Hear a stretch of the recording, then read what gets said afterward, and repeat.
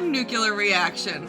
I'm going to be showing you today Zootr 5 Dungeonsanity. So what this is this is a Ocarina of Time Randomizer where all the items in the seed are mixed up, slip-slopped around. We have to find enough items to beat any 5 dungeons in the seed. And that's going to spawn a bridge to Gannon's castle, where we'll go in and kill Gannon. That's our main goal here. Some spicy things though in the seed that actually haven't been shown on GDQ is all the dungeons are going to be mixed up as well. So like I could enter Deku Tree and it actually be Gerudo Training Grounds.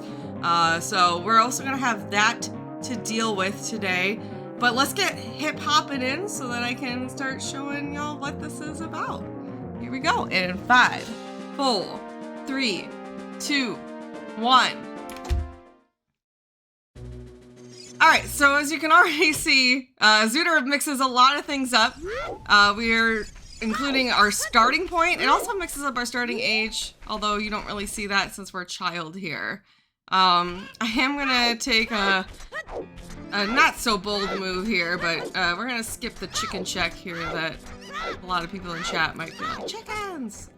Chickens is a very long check, so we don't want to do that. You also might notice that the music is different, Link's tunic colors are different, the buttons are different.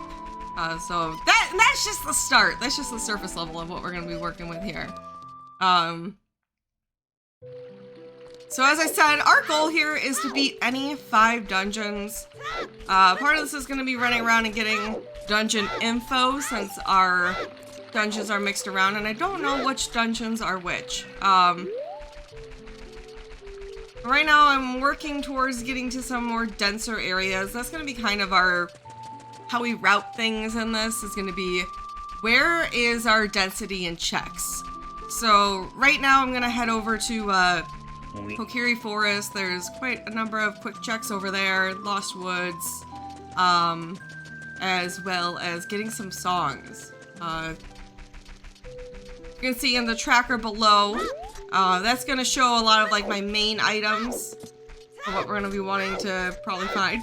Ooh, excuse me. As well as songs. Now we start off with a free song in these settings. Which I got Saria's song, which honestly isn't a super spicy song. We're gonna want to try to find some songs that teleport us, warp us around the world, so that we can move faster. Ooh, bomb shoes. That's actually a really good first goal there. And the infamous ice trap, which I will have that as a donation set 'em up. Chat loves to see it when the streamer gets suddenly frozen like that. And deters their progress a little bit.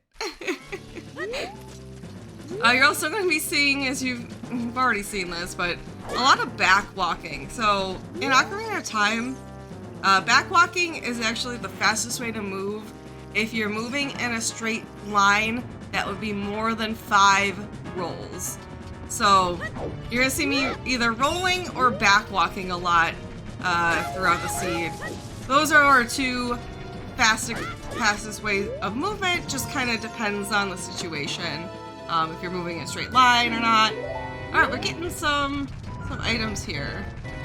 Iron boots don't do much for us right away, but that is access into a dungeon and can help us complete Water Temple if we get into there.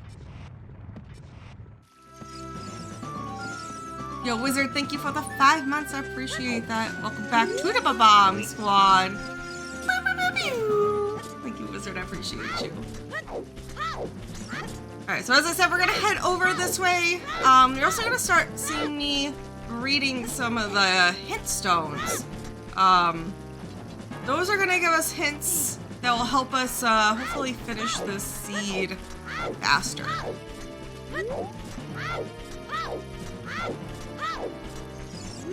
This one, Village Well leads to Jabu Jabu. Alright, so that's just some information of where things are, so I don't have to like check that out myself until it's necessary. Try to flip-flop over here. Do try to land on this with that side hop. It's sometimes we're a little off like that time, but no big worries, not a big time loss. It's just kind of more swag, if anything. This is kind of a boring, slow check. Maybe a good time to throw in a little donations here. But it's one that I don't like to skip, unlike chickens.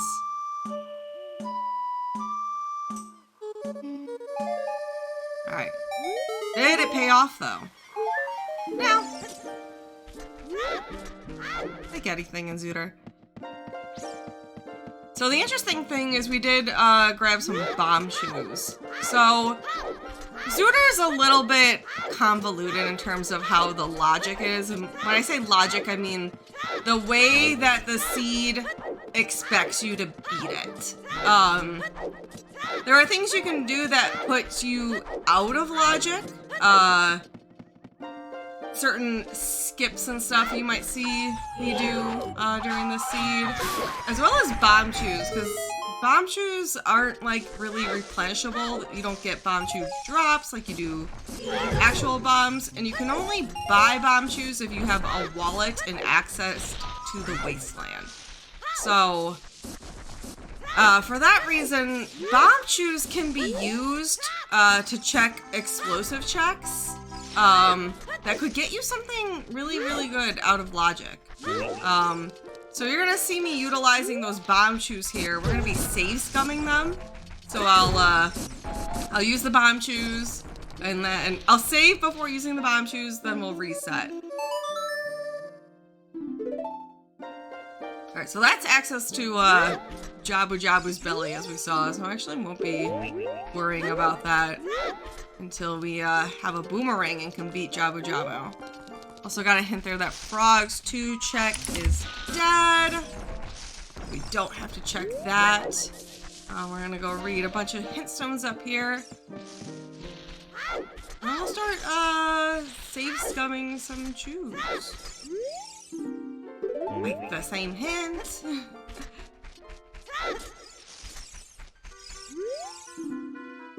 Owl behind the web. So that's another spicy thing actually I have turned on here is cowsanity, which what that does is make oops, what am I doing? That was bad. Mixed up my buttons. What cowsanity does is it makes the cows throughout Hyrule, which there's like I'd say there's like 9 cows total. But if you play a Epona song to them, then they give you some type of check. So it just adds a few more checks. It makes Epona's song a little more valuable in these situations. Yeah, we're just kind of, what we're going to be doing here then is just kind of checking what is behind these bomb shoes. And then I can reset, get the shoes back, and decide if I need to come back and use an actual chew, essentially, for these items. So I'm going to be grinding a few rupees here for a check. We want to squeeze in like a donation here. It would be a great time.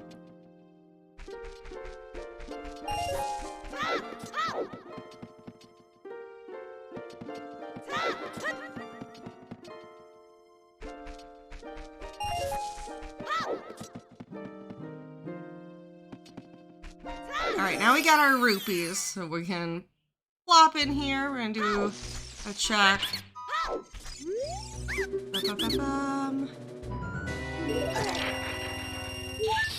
See, look at the value there! Ice traps are top stream value.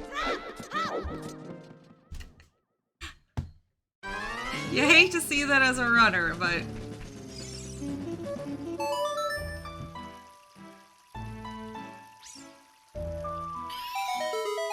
alright, keep rocking and rolling here. Getting quite a few checks after these bomb shoes, but it's okay. Oh, because we got a bomb bag! That's why that's okay!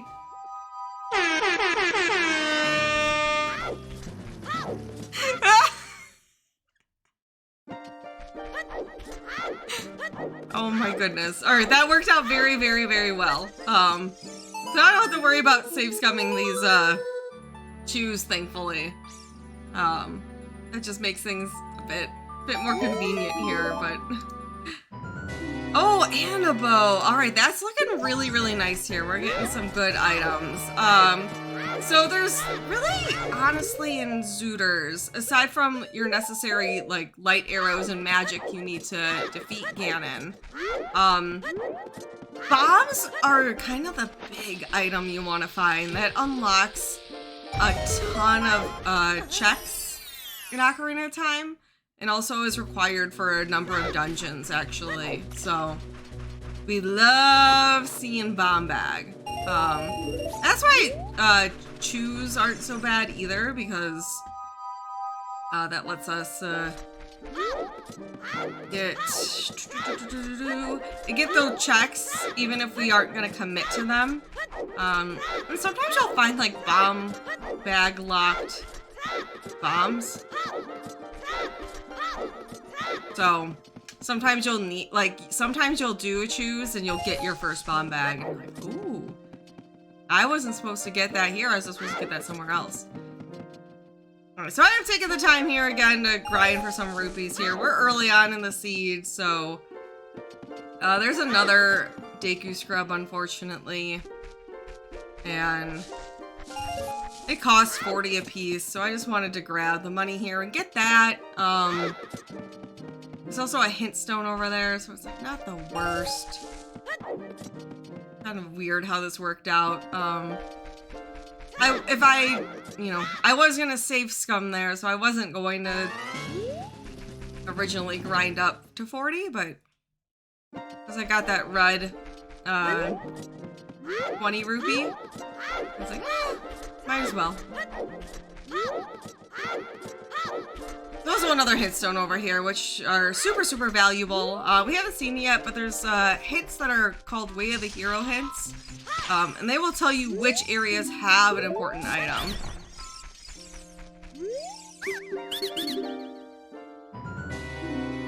Alright, this is looking pretty good. That's giving us more dungeon access. Alright. Lon Lon Ranch's path to Twin Roba. Alright.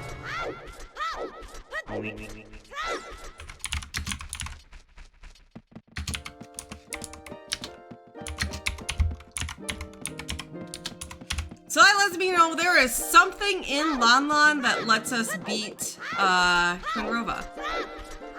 Also, that Ruto's letter gives us access to the Jabu Jabu entrance. Now, we know that bottom of the well has Jabu Jabu in it, so we don't quite know what will be in there, but we'll have to find out.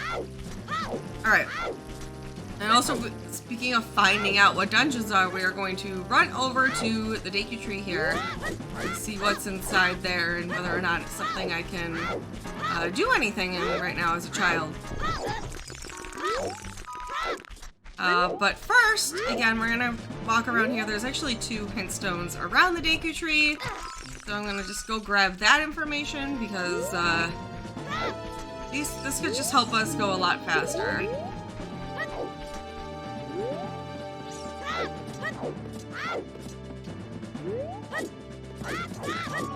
That said, Malon's obstacle course is arrows, so we know that that is a check I don't have to do. That is a cow check. It's a pretty spicy cow check, so getting that is nothing is very, very, very good.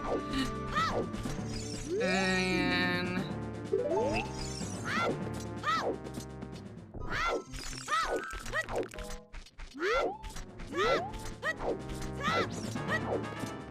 alright, not anything super fantastic there. Fire Temple. Alright, we cannot do Fire Temple as a child, so we are going to leave here. I'm going to put in my notes that that is fire. And we're going to keep going forward. Oh boy. Oh, I'm going to get flip-flopped. Okay.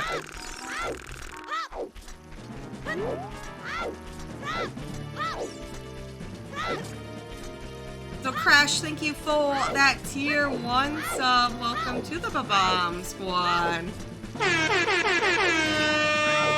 Thank you, Crash. I appreciate the continued support.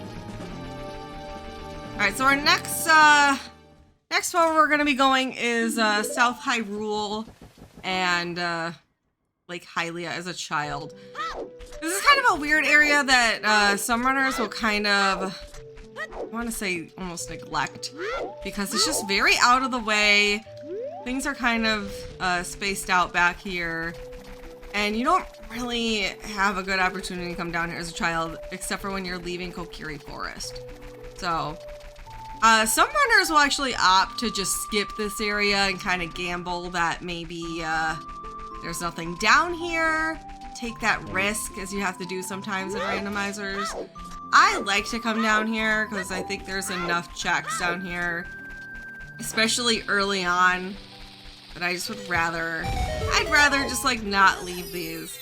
And obviously there's as you just saw there's explosive checks down here. So with bombs, this area becomes more valuable to check, but we'll see if it pays off or if I would have been better off skipping it. But that's the charm of rando. You just never know. So, you know, sometimes you take that risk and there's little reward.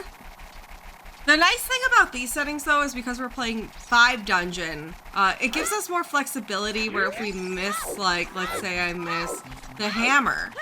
Hammer's only required really to beat Fire Temple, so maybe I can beat other dungeons that will add up to 5 dungeons total, without needing that hammer, for instance. So there is that aspect to keep in mind.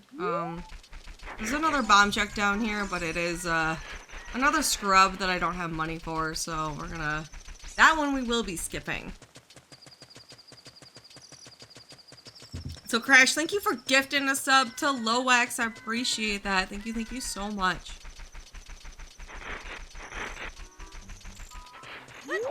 Alright. Gerudo Valley is also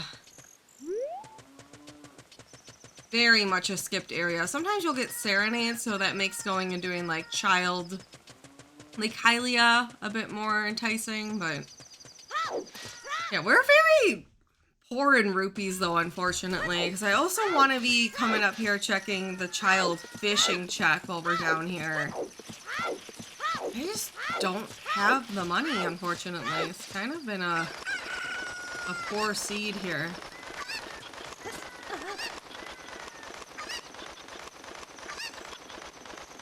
Let's see, maybe we'll get some money here. But I don't like to grab this box item. Oh, okay. So we gotta do, oh, okay, bye Kuko. Kuko Tango sometimes. Like, Kuko likes to leave, but getting those, that silver's there is good. So we're gonna try to do a trick here where I'm gonna ricochet.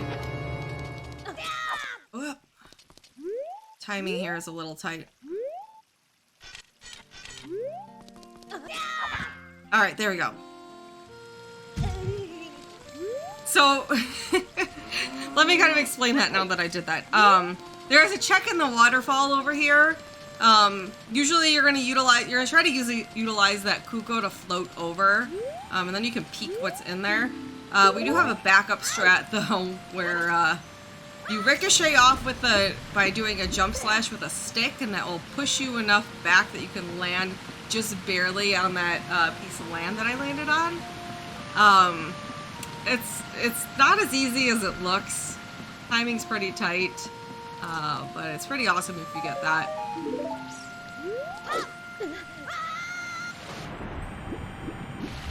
But it didn't come to much value. Besides, we did get that hint stone there that says Forest Temple is barren. Which Forest Temple has a lot of checks in it, so that's not a bad one to get. Unfortunately, Forest Temple, as of now, is a pretty linear dungeon.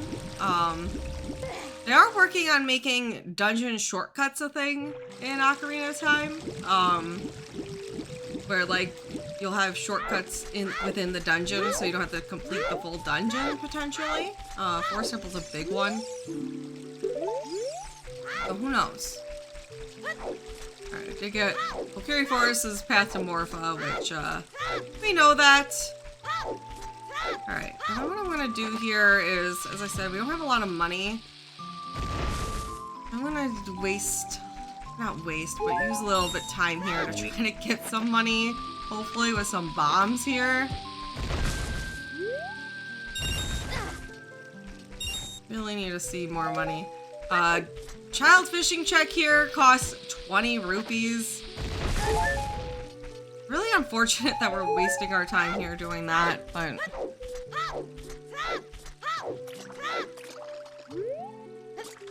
Oh, there we go. Okay, there's a rupee in there. Hopefully this is a nice trap. That will give us the money we've been looking for. Oh, come on, Link.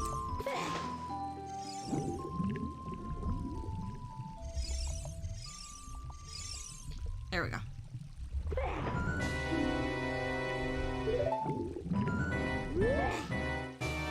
Alright, so anyway, we're just gonna move on. We're not gonna do, this is not working out well for us.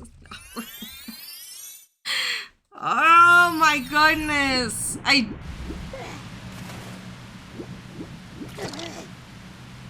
There's that delayed freeze for you. Not good. That's not good. Oh, we can't get some money in here though. It's really sad. This doesn't honestly happen a lot where you have to just grind for rupees like this. So it's unfortunate it's happening in this seed. It's definitely not the most interesting to have to watch me grind for rupees like this, but I don't want to be leaving a ton of checks behind either, so it's a little two-sided there.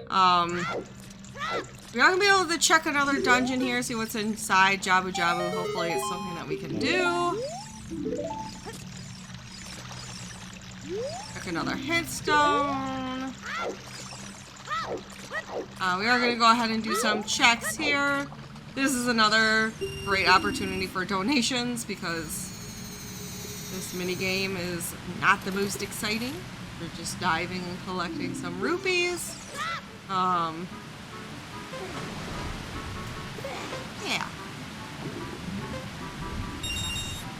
Not a bad setup there though. We like to see them all grouped up.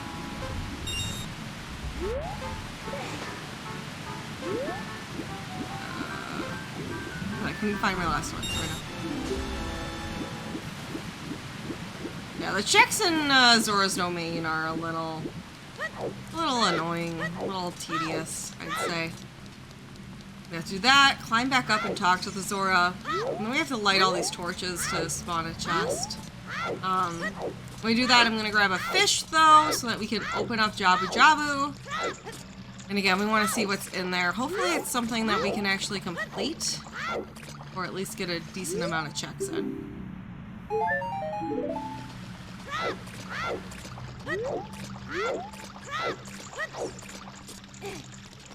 Go. Let's go.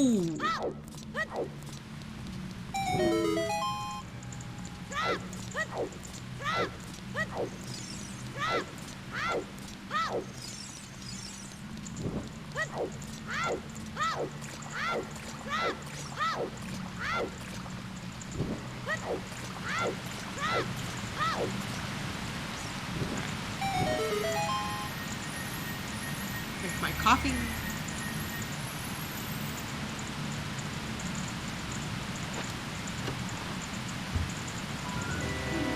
Interesting. Early gold scale.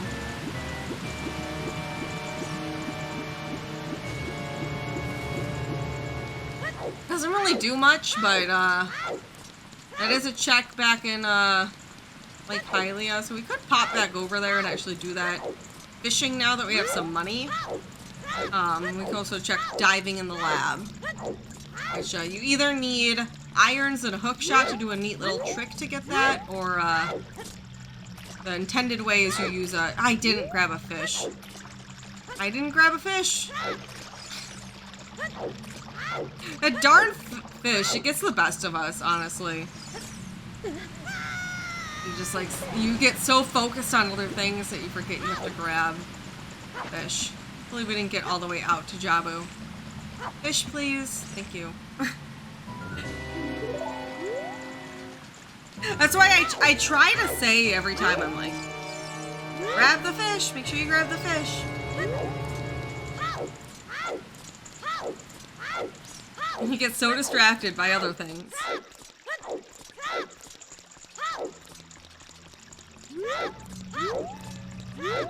Alright, let's go actually see what this is. I was like thinking too many steps ahead, like yes, I need to go check Lake Hylia, blah blah blah. Alright, we're gonna check also one more hintstone out here. Alright, the stingray check in Jabu Jabu is nothing needed, so that's actually good to know.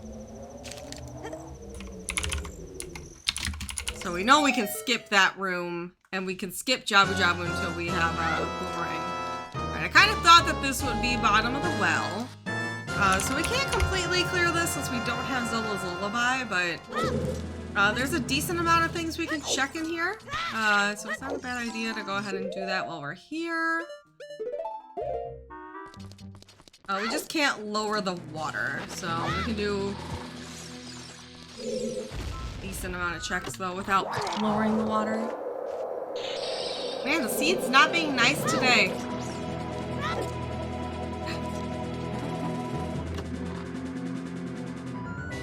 Alright, slingshot. So slingshot isn't really a necessary item. It does unlock another check in the Lost Woods though. That's interesting to see that there. That is a check, but not something we're gonna prioritize. Neighbor's Love is useless. All that does is kind of prevent you from taking damage.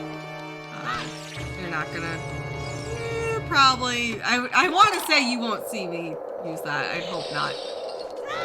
If you see me use that, something went horribly wrong. Though it's not a bad thing. Like, sometimes you go into, like, a fight with not much health. So, like, I have in the past, not often, but utilized that just to prevent a death. If we're in a fight that just, you don't have a lot of health. Depending on, you know, you could potentially go through these seeds with not a lot of health if you just don't happen to pick up any heart pieces or heart containers. So here you're kind of like supposed to lower the water, but just dive under this gate. And that is intended, that you can just dive under the gate to check what's in here. So there's an item in this coffin back here, but we're gonna Z target to kind of check, and those are arrows, so we know we don't need to open that. Just saves us the step of having to actually open it, where you usually get hit by that Gibdo, and sorry, that Redead, and you also have a cutscene of it opening and the bats flying out. And the bats are annoying because they can light on fire and then destroy your Deku shield. So we don't want to deal with any of that if possible.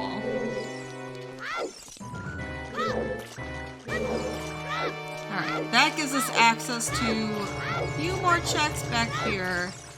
Oh well, not looking like it's paying out back here, unfortunately. Speaking of fire keys, I am gonna save here because there are a bunch of fire keys back there, and if they destroy my Deku shield, I probably am going to want to just reset and keep that. We're gonna try to get around them with some Deku Nut action. I'll lower them down, freeze them. Should be able to just maneuver here. Normally you need a lens in this room, but there's that easy setup there. You just do some hopping around. Gets us here, no problem.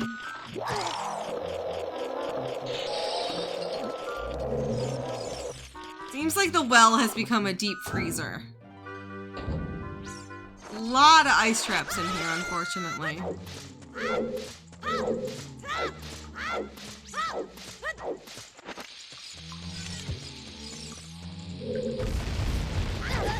Alright.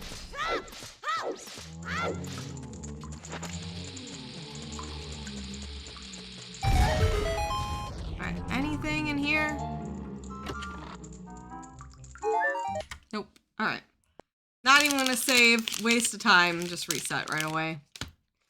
All of that was useless.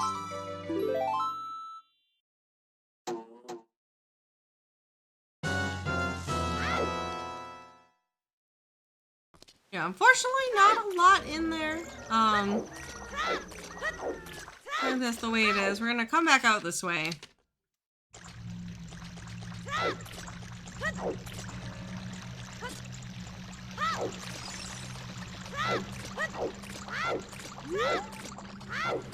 Alright. As I said, now that I have money, we're gonna pop back out here so I can do that child fishing game. And since we have a scale, we're gonna check the gold scale check out here too. Yeah, routing has just been, unfortunately, a little bit wonky here. Thanks to our rupee counts and such.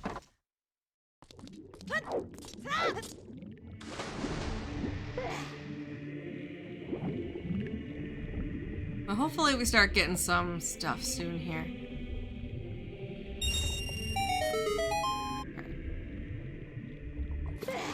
But we get a little extra money here.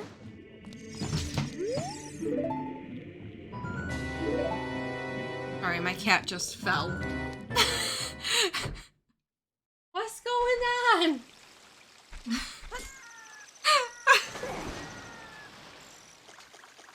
She was trying to get up on the window ledge and just fell down.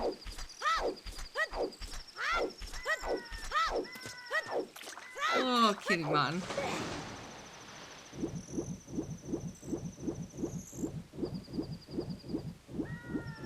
You good? Are you okay? What's going on?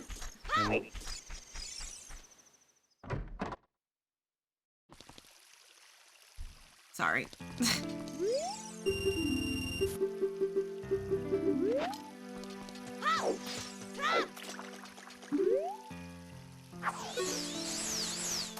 I have like a...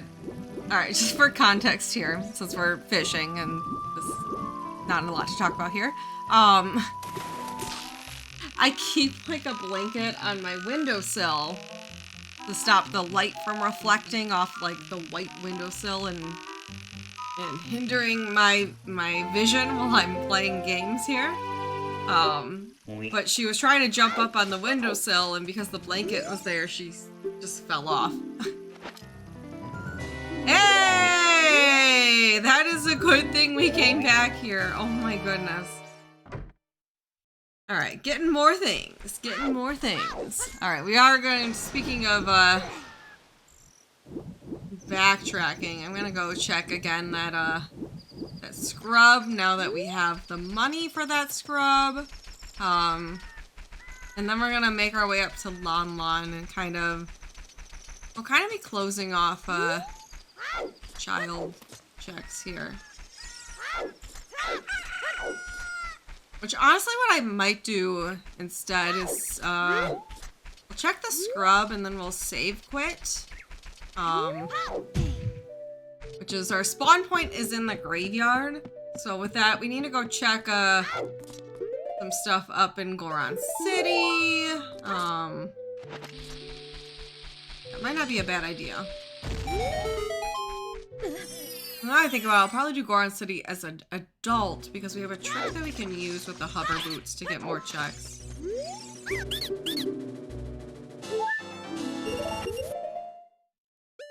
Alright. I wasn't gonna save that, but because we just are not super high on health, I'll save that.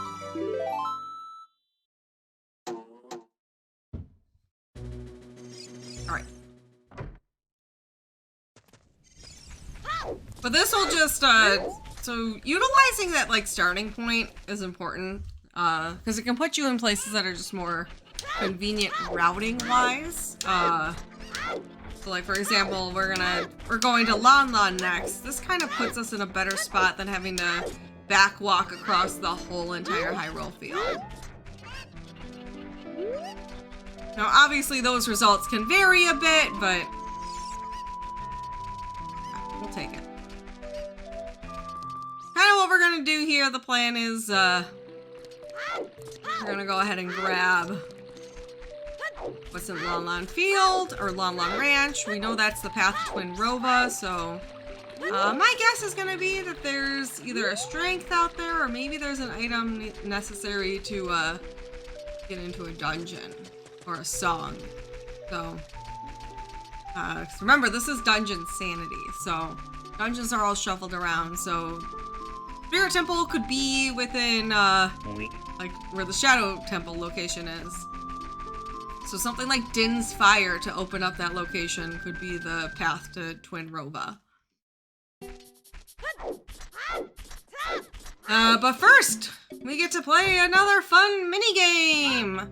This one's got some, like, got some weird strats to it. So we kind of try to position ourselves to see where the Cuckoos land in the beginning, so we can, like, just grab one initially. Another thing to keep in mind, it's kind of hard to tell, and you wouldn't know it unless probably someone told you, is that the Cuckoos that are the ones that you're supposed to pick up actually peck a little bit deeper into the ground. And it's a very, very, very subtle difference. So if when you've done this a lot, like myself, you can kind of pick that out maybe a little bit better, but even I get them mixed up a little bit, or sometimes they won't be pecking. The ones that you need to be pecking won't be pecking, so it's hard to tell well. But there's like little minor things that you can tell. Also, another thing that we didn't get to see there, but Navi hovers over the ones you've already checked, so you know not to pick those ones up again. So if you ever struggled with that minigame, there's just little things there that can help make it a bit easier. That is honestly still one that I'll fail sometimes. Alright, Bolero is not bad to have. That lets us check another dungeon there.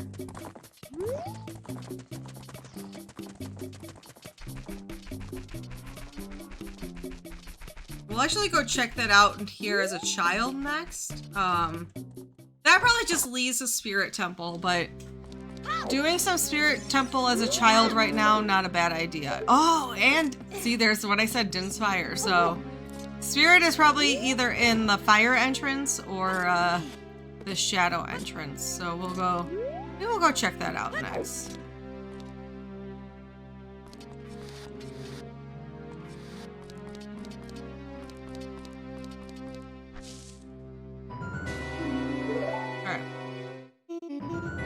It is real. Come on, Link. Okay. So, if this is Spirit Temple, we'll definitely do the child side, what we can do right now.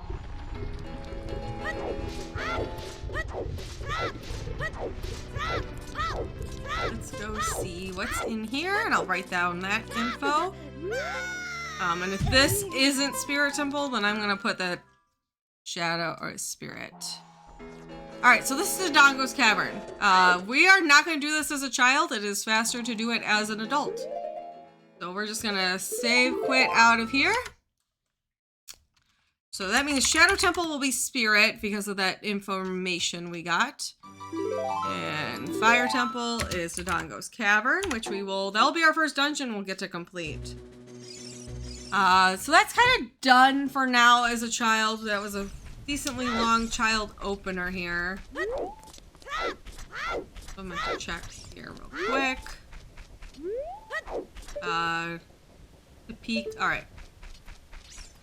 So normally you need a bean or a long shot to get that, but we'll kind of scout out what that is by doing a roll into a wall there, and then you see up at a certain point of your roll. It lets you get into that first person view and move the camera up to actually check what that is.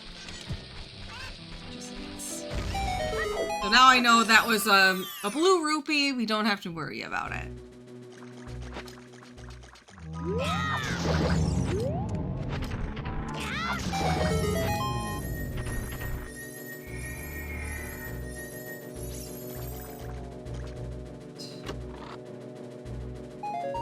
Nothing. Oh la out of nothing. That's okay. We're you know, the beginning of these seeds, as I said, are kind of scouting out the land, getting a feel for everything, figuring out what you need to do and what you don't need to do. One more thing am going to do is we are going to go over to Zora's River and grab some checks over there. I do have Song of Storms, which gives us a check over there that I can only get as a child. And I want to try to clear up some of these checks before we go adult here. Because the way it's looking right now with what we have, I believe we should be adult for a while here after we go. I don't want to leave some child checks behind, like frogs in the rain. Oops. Darn cuckoos.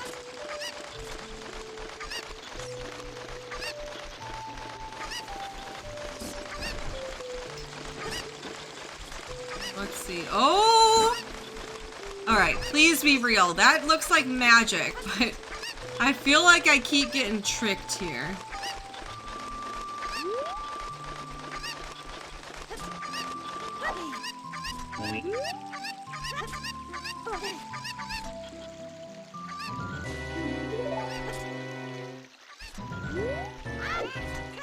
Alright, and that was real magic. Again, magic is one of those items you need to beat the seed, so you cannot use your light arrows without magic, and you need light arrows to defeat Ganondorf, so love to see that.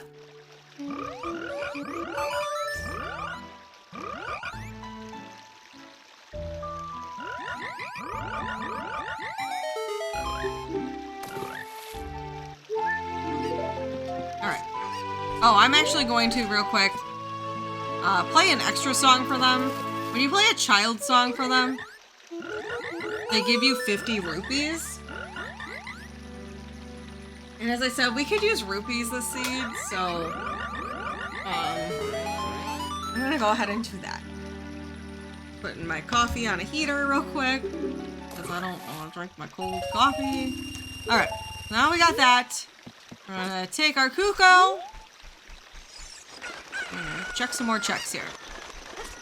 I'm actually going to save here. The reason I'm doing that is it just turned night, and there's a check in the graveyard as a child that you can only check at the very beginning of night. It's Dompe digging. He is only there at the very, very beginning of nighttime. So my thought is if we don't get anything useful here, then we can go ahead and reset, and we'll spawn in the graveyard, and we can get that check. If we do get something useful here, though, we're probably not going to want to lose that item, so... Or we could just double back and get it. Hey! So yeah, we're going to want that strength.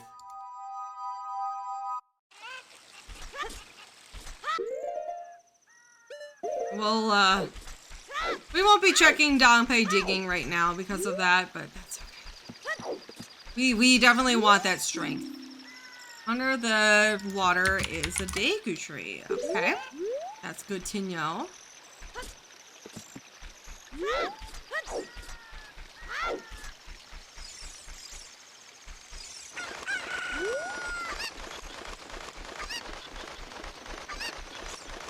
Take the chicken over here for one more check, and then we'll float down the river. We also have, I have turned on for this, another little spiciness is bean shuffle. So there's a bean salesman over here. Normally sells you beans. But we're going to be grabbing from the bean salesman mystery item for 60 rupees. And that bean pack is somewhere out. Somewhere out.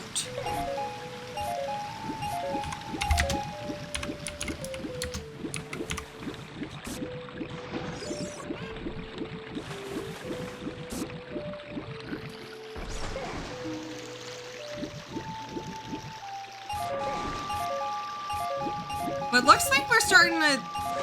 Our child one here was pretty productive. We got a lot of items, as well as a lot of dungeon info, so not too bad. Alright, I was like gonna potentially save scum that, but salesman gave us extra money, so we're gonna keep going.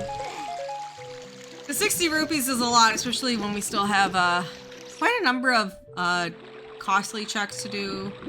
Coming up here, we're going to be doing Bomb Chew Bowling, checking both of those, which is 60 rupees total. We've got Slingshot minigame coming up here, and then we also have Adult Shooting Gallery. So those together are 40 rupees, and we're going to want to buy a shield. Now, if you've been around the Zootr community at all, you might know that buying a shield is a little bit of a controversy, because some people argue that you don't want to spend the time buying a shield, that it's a waste of time to go in a shop and spend that money to buy a shield, but having a shield is so useful. There's some skips that you actually need to have a shield to do. It also makes combat a lot easier, and faster, which we can explain more once I am adult and doing combat here coming up. But essentially, if you've watched Ocarina of Time speedruns before, you might know that there is something called power crouch stabbing, which we utilize for a lot of fights and to get some boss quick kills. I'm gonna skip the boulder over here because it's going nighttime and we need it to be daytime. Long story short, the devs did not give a damage value to the attack when you crouch down and stab your sword, which I'll point out later. So because that doesn't have a damage value itself, it actually takes whatever's the last attack you did. So what we'll do to set that up is we will jump slash, which jump slashing is always going to be your most powerful attack. Yay! Oh, that's good. Oh, that's wonderful. Please be real. Excuse me.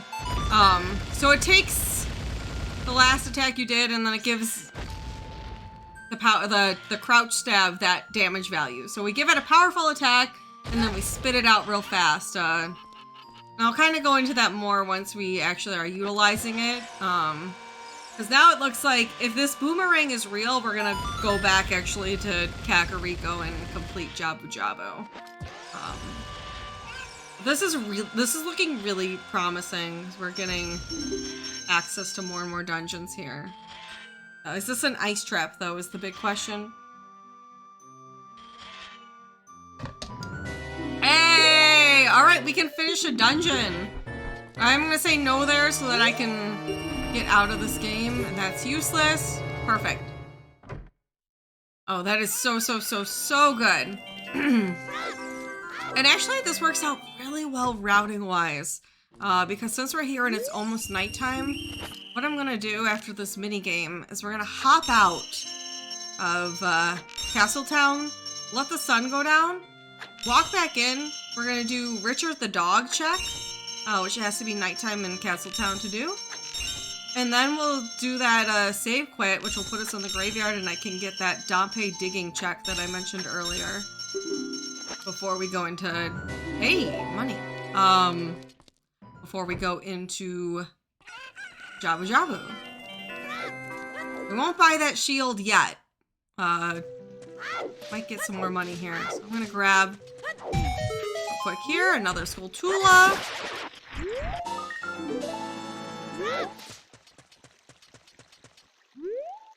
That's something else we haven't talked about quite yet.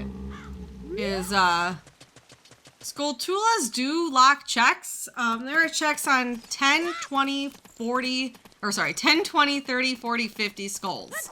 Each of those benchmarks gives you a check in the Skulltula house. just for marathon safety, I do have turned off 30, 40, 50 because it just helps save time. And it's kind of a big variable. Sometimes if you have to go and collect 50 and you only have like just barely 50 available. Hey, this seed is really nice. This is going well.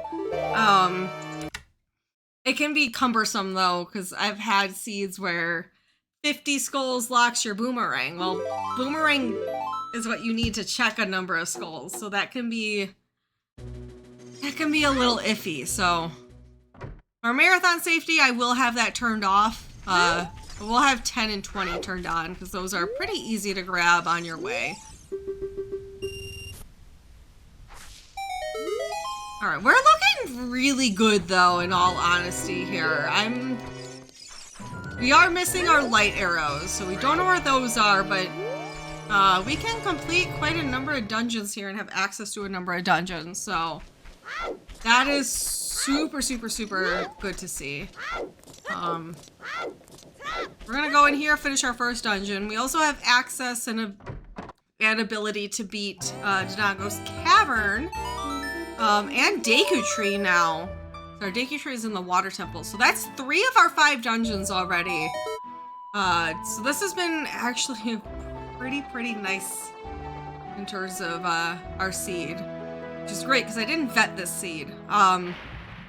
Something to keep in mind, since obviously randomizer can kind of vary here. For frame fatales, I will have the seed vetted by my friends in the community who kind of know what is good for a marathon seed and what's not. I will not know the information beforehand, but they will kind of help make sure that it won't be a boring seed, that'll have some spice to it, but it's not going to be something that's like going to be horrendously long so that we can stay under time estimate. Another thing I do want to mention in terms of time estimate as we're going through here is I do have turned on the Dungeonsanity. I would love to showcase this. It does tend to make the seeds a bit longer though. Probably I would add on like a half hour to the estimate with Dungeonsanity on. So there is potential we could turn off Dungeonsanity and make the seeds faster. We could also make it an incentive. Just with keeping in mind that we probably want to add like 30 minutes to the estimate if Dungeonsanity gets met. And that's just because, as we saw, with Dungeonsanity turned on, I have to run around and check all the dungeons and see what they are. So that's part of the routing here, is just scouting out what the dungeons are so I know what I can and can't do.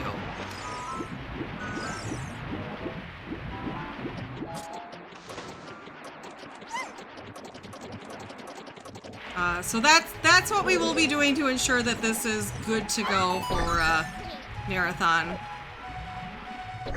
The other thing that obviously could be helpful is scheduling wise, if this run is placed at the end of a night. That would also be helpful, but definitely not necessary because we can estimate pretty decently what the run should be by vetting the seed.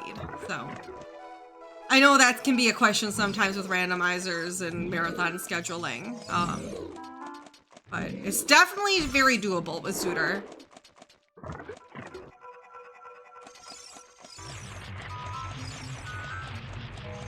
Alright, so the nice thing in here, we did get that hint that the Stingray room is dead. So that's just one room I won't have to go into, which is very nice. Skip that whole portion. I have to say, I am very happy that we are in Jabu Jabu, because there's gonna be some neat tricks coming off that I'll get to showcase how to go through.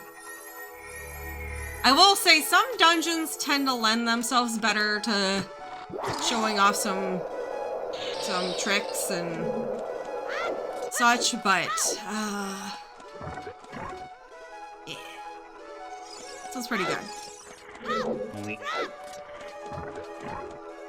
I'm gonna keep checking things though, because again, we are missing those light arrows, which is an essential item. And we are probably gonna need at least one more item to beat our seed here, looking at things. Did not mark the boomerang. Dang, it is chilly inside this whale. Whale? Is Jabu a whale? What is Jabu? I don't think Jabu is a whale. Thinking too much Pinocchio right now.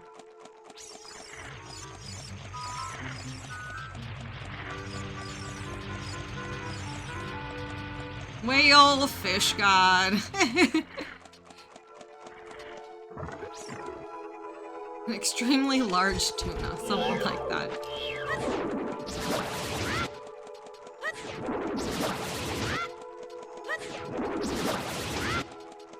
Yeah, I'd say the beginning of Jabu, unfortunately, is kind of bland. All we're doing is hitting these little, I don't even know what you call them.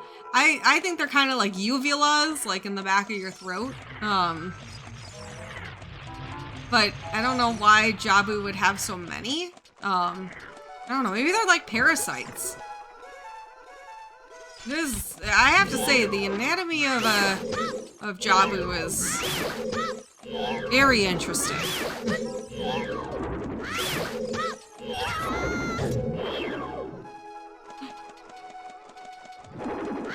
Something I didn't mention that I should have is, you might have noticed that there is a little bit of a strategy for fighting these as we get close so it stays down, it doesn't retract up. If you move away, it retracts back up and you can't hit it. So we stay close, but we walk in a circle, and that prevents us from getting whacked. That is something I should have mentioned earlier, and I apologize I didn't.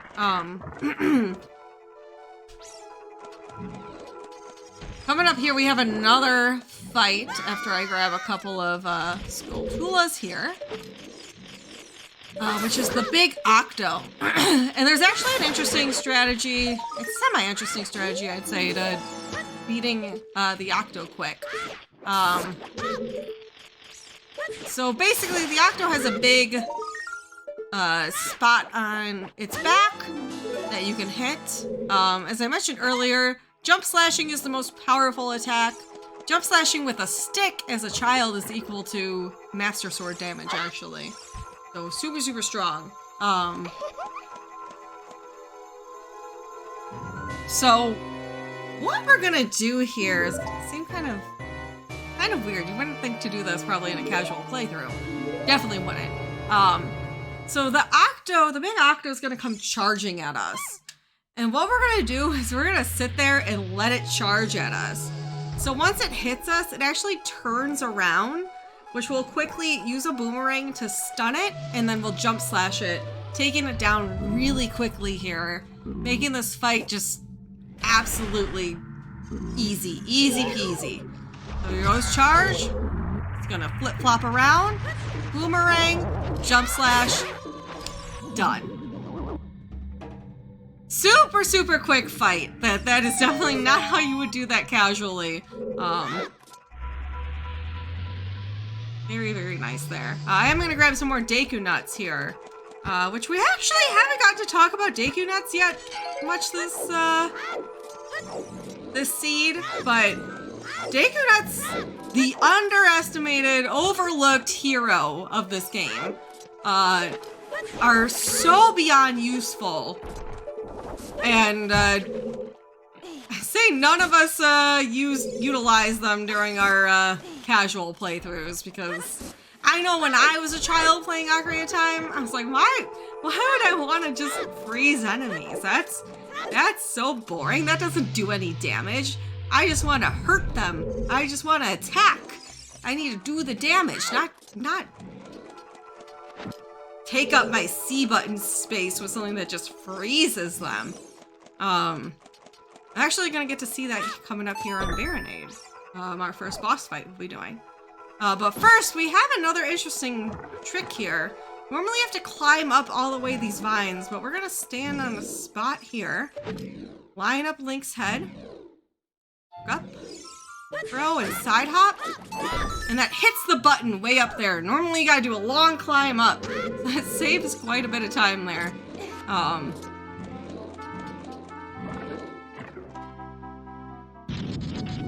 And here we go, Baronade.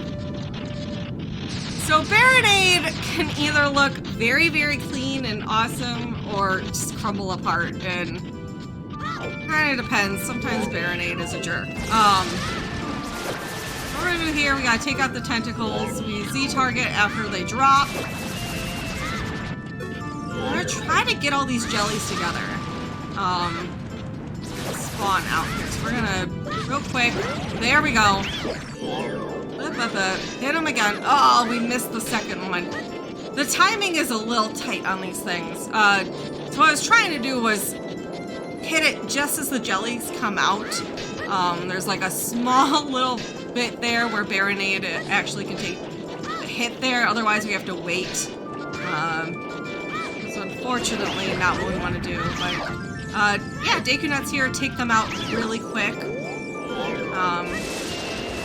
That Baronade could have gone a little better, but as I said, that's a little frame of time you have to actually make that hit with the boomerang to get them all frozen together there. One of those things, like, it feels bad when you don't get it, but it feels really good when you get it, so. But we did get the first one, where you right away, when Baronade's vulnerable, you hit him with the boomerang, and it gets all the jellies right there, and you just use the Deku Nut, and you go. You know what, I'll take that. Please don't be fake. Okay. Alright, where's Rudo? Alright, there we go. First dungeon down, and now we can go adult here.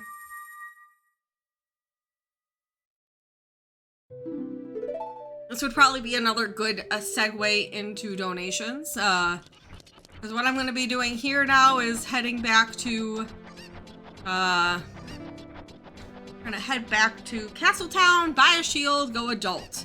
And then once we're adult, we'll start doing a lot more stuff again. Right away, the plan is to warp to, where Tadango's Cavern is. Oh my gosh. We're gonna go over there, complete that dungeon.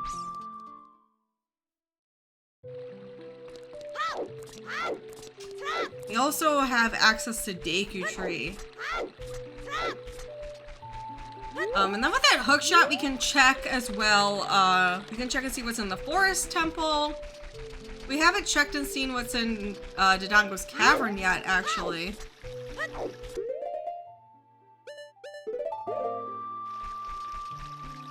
There's a number of things we can do.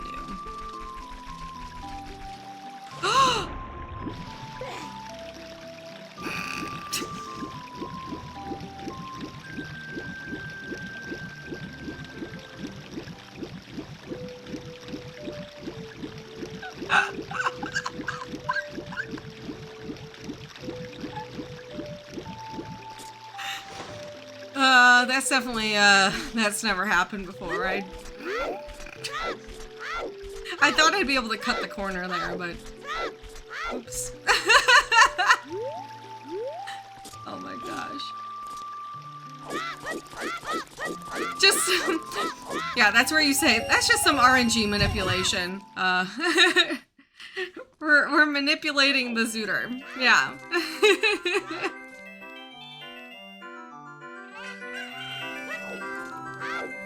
I was gonna check a check over there, but because I fell in the water, that kind of screwed up my time of day, unfortunately. Unbelievable.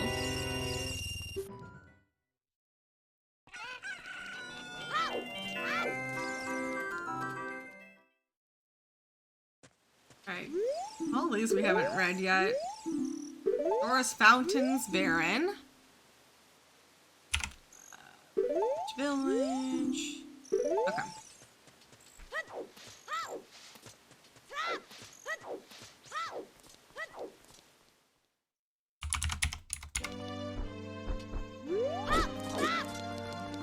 Alright, so so we're gonna go ahead and go adult. You might notice something that we have in Zootr is we keep the door of time open. That way, just makes routing more interesting. So you don't need Song of Time to lock your ability to be able to do this.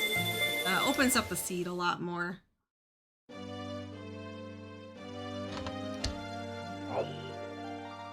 Alright. We're gonna immediately go and do Tadango's Cavern so we can get our second out of 5 dungeons done here.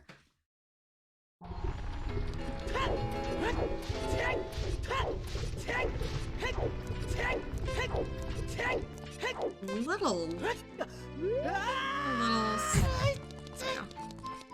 Say so the timers in those rooms are determined by how much health you have. So going in there with less than 3 hearts didn't give us too much time. It's a little spooky, but we're okay.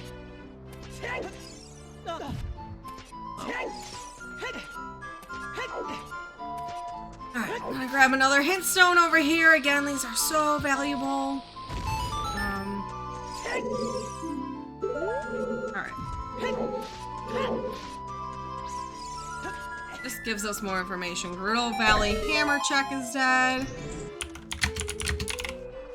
So I know I won't have to worry about that check. I don't have a hammer right now, but definitely, if I did have a hammer, I would know not to, you know, bother with that one, and it's also something that doesn't have to loom over my head about, oh, is that something?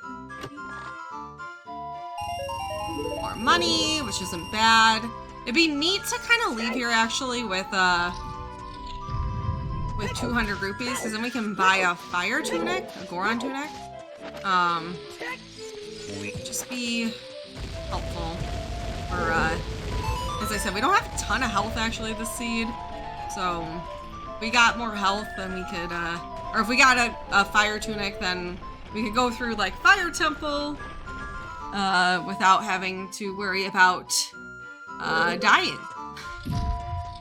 It's always a good thing. It's always a good thing in video games, and you can go through areas and actually get through them completely. Excuse me.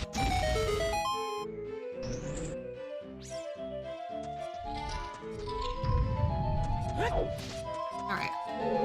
Oh, and something I completely forgot to touch on is, yes, we are doing this as an adult, which, if you're familiar with this dungeon at all, you can already tell that, and let us skip over already one huge back area that just, like, doesn't have any checks, because we used a ledge grab to hit the button to open the door into this area. Also coming up, you're gonna see, Link's height is just very useful here. Again, we don't have to move these statues out of the way. Just use our tallness to grab the ledge and get up to unlock this door. So that's why when we came in here earlier, I was like, I'm gonna take the time to, you know, leave and come back as adult, because the height is just a huge, huge, huge time saver in this dungeon. Also gonna hear something you can't do as a kid. We're gonna use a hook shot to grab that chest. Just a little bit faster than going the intended way. And then, so normally you have to go through this back area, use a slingshot, go through a series of like, kind of puzzles, I'd say. But we're just gonna, again, use our height and roll into this ledge and, whoops, pull ourselves up there, and we'll do that again. Sometimes it doesn't quite land. That should be good. There we go. Yeah, again, utilizing Link's adult height, we can grab ledges that child Link wouldn't be able to grab. I'm gonna skip this button because that's a cutscene and we don't want to waste the time with that. We're just gonna light up Tadango's eyes, check the check up there.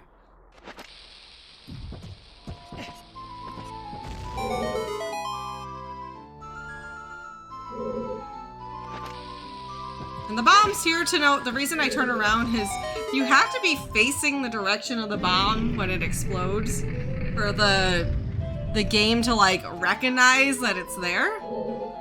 So you can't just like drop the bomb off and leave. Otherwise it will explode and not count as anything. It won't be, I guess it won't be loaded. Those are some bomb lock bombs. Alright.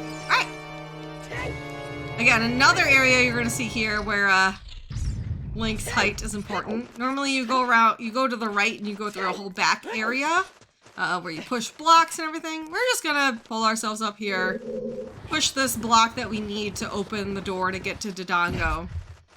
And that's that. That's all you gotta do.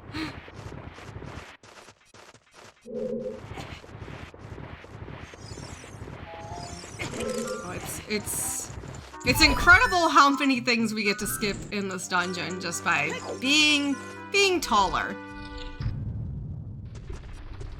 Alright, one more check in here. Unfortunately, haven't really found anything in this dungeon, but we do have a lot of items, so we're not in a bad position right now, so that's okay.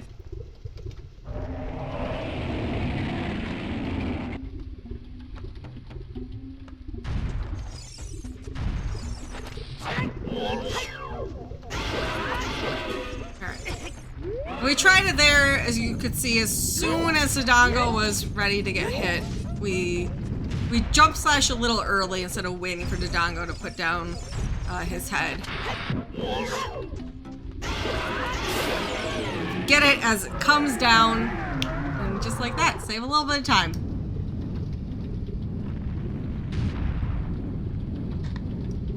And just like that, we've already got 2 dungeons completed.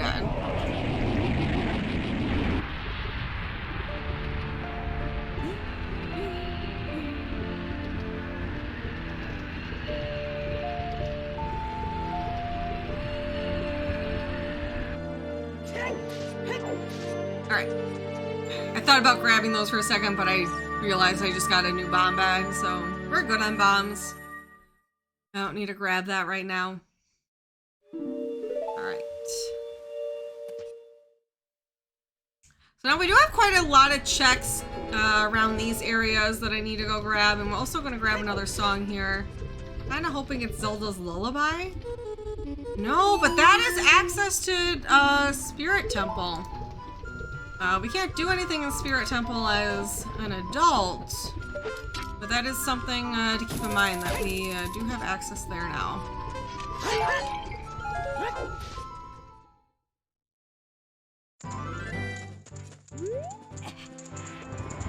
Alright, so I'm gonna grab some money here, hop back in. Gonna go see what's in here before we go into Goron City. Scout out Goron City. Trying to check that ledge. Those are just arrows.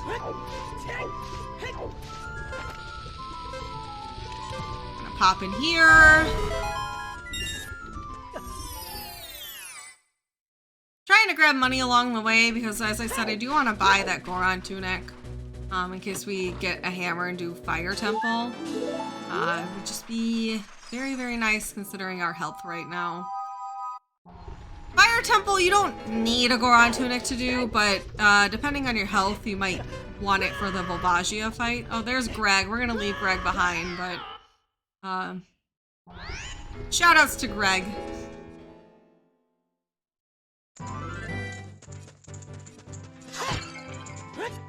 Greg, also known as the Green Rupee of Eternal Greatness, is the one and only green rupee that is a check.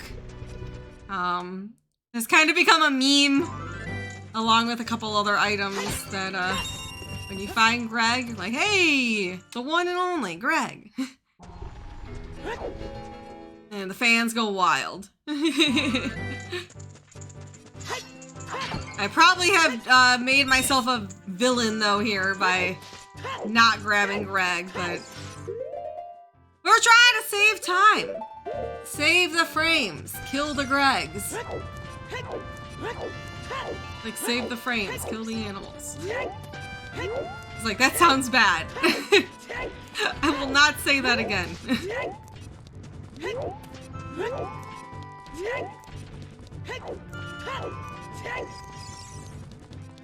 Thank you, Namaha.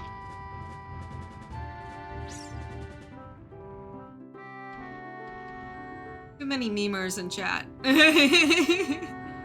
Alright, so we're gonna get Rolling Goron here.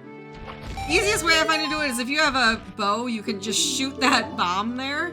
And it's just way more consistent than trying to time out your bomb explosions, so that's my favorite way to do it, but we don't always have that option. Thankfully we did here. All those rupees I grinded, and that Goron just gives me one.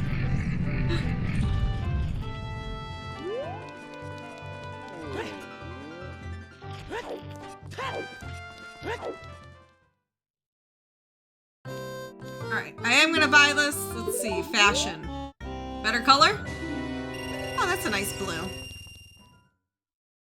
Alright, so as I said, if that could help us for, we don't know if we'll have to do Fire Temple, if that'll be an option even, but, I'd rather grab that now while we're here, and, let that be an option.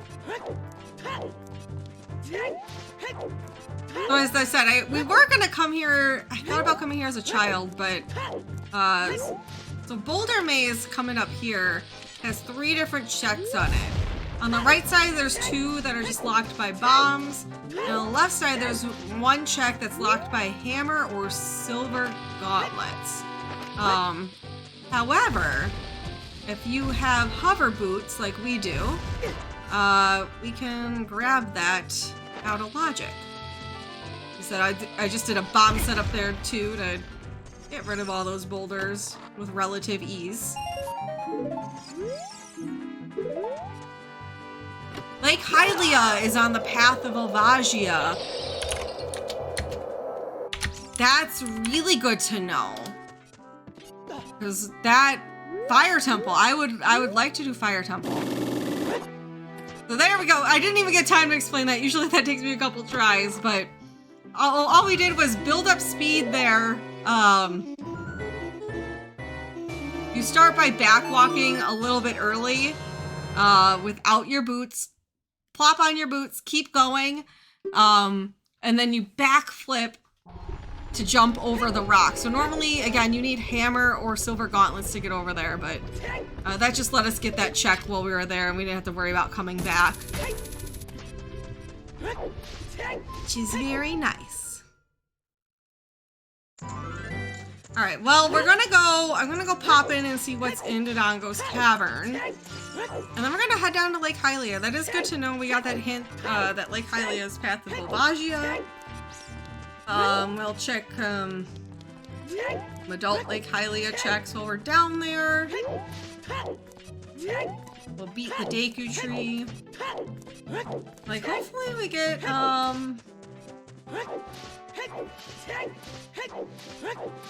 I don't know.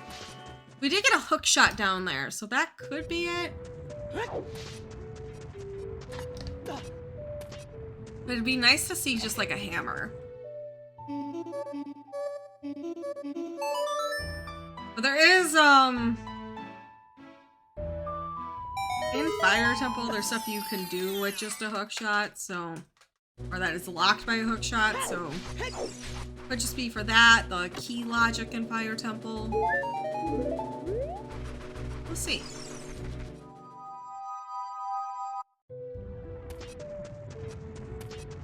Chat, get your guesses in. What dungeon do you think is going to be inside Tadango's Cavern? I'm gonna guess Forest. Which, although we know Forest Temple is barren, that would be good to see because that would give us a 4th dungeon that we can complete.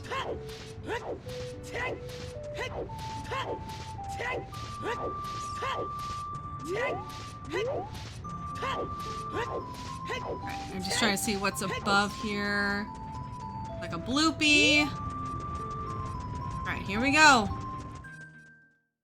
It is Spirit Temple. Now I'm confused. Oh, you do. Okay. There is Dins in here. Yeah, I read that logic wrong. Huh. That is interesting. Well, now that begs the question of what is in here. Can't do anything with Spirit as an adult without silver gauntlets, so that's why I would just dip down immediately. Yeah, I definitely thought that this would be...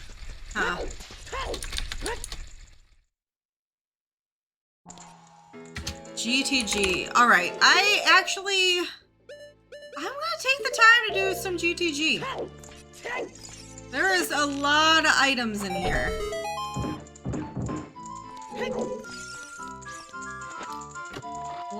And it's pretty fast, honestly, to kind of run through here, so we'll go ahead and do that. Hopefully this gets us like our mirror shield or another strength to do Spirit. It could, the Din's Fire could just be for, yeah. But I definitely think it's worth doing, considering that, that Lon Path of Twin Rova.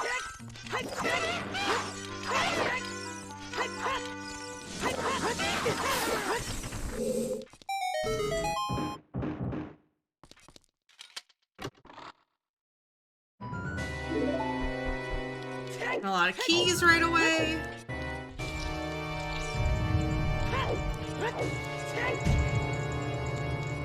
So I wouldn't mind seeing in here a second strength. Maybe a long shot. So we could do Fire Temple if we find it. We have a few other temples to check. Like I said, we can go check what's in Forest Temple, so a number of things we can do here. Hello. He's aggressive.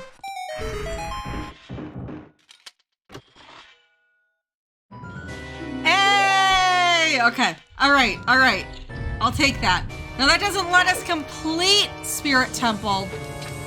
However, that is a missing piece, and that gives us more checks in here, so... Dang. Also something I probably will show off if given the chance. It's not the case here right now, but if you come in here without a hook shot, so you can see in this room in particular, there's a need for a hook shot to grab that silver rupee to complete this room and progress this mini dungeon.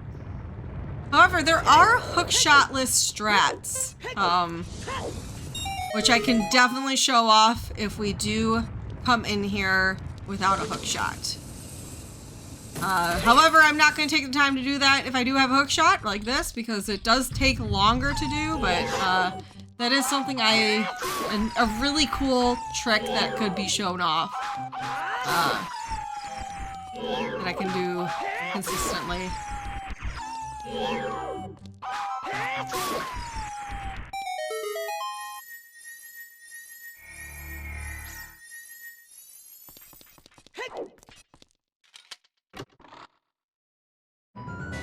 I don't know what our Deku Nut count is, so I'm gonna grab that. As I said, Deku Nuts are very important.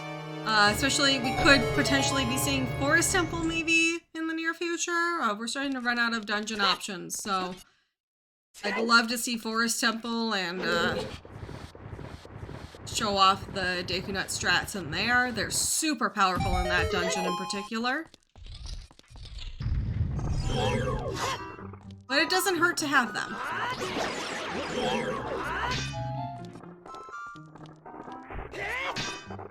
Come on. Please. The hitboxes on these. They're a little jerk. They're a little jerk. Alright. Oops, all keys so far, but the items should be rolling in here soon then. That's all that means to me.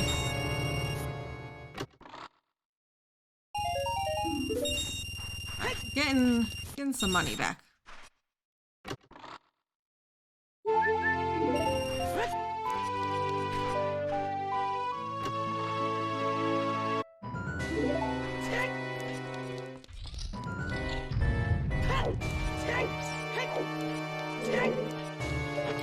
Will I check toilet? I do not have Song of Time, so toilet is not an option. Well, that's not even in my brain right now.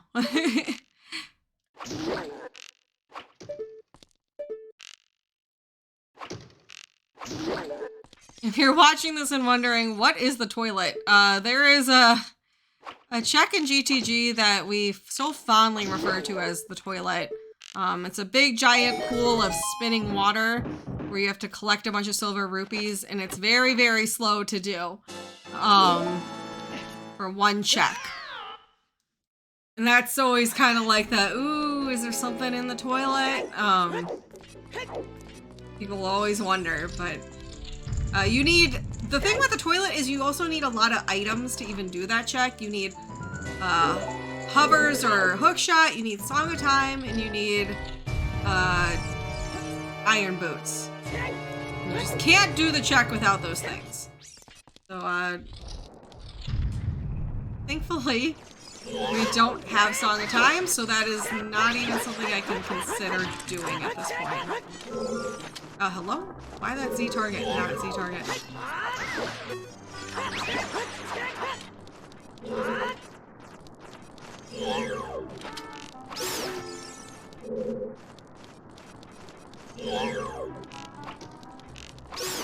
Alright.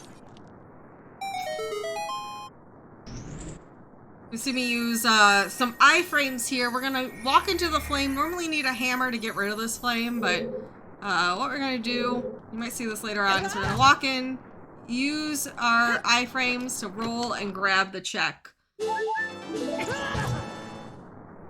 There's a couple other instances of that as well in Ocarina of Time. Just saves us having to come back here with a hammer. Which, obviously that check wasn't even anything that would let us progress the seed, so worked out.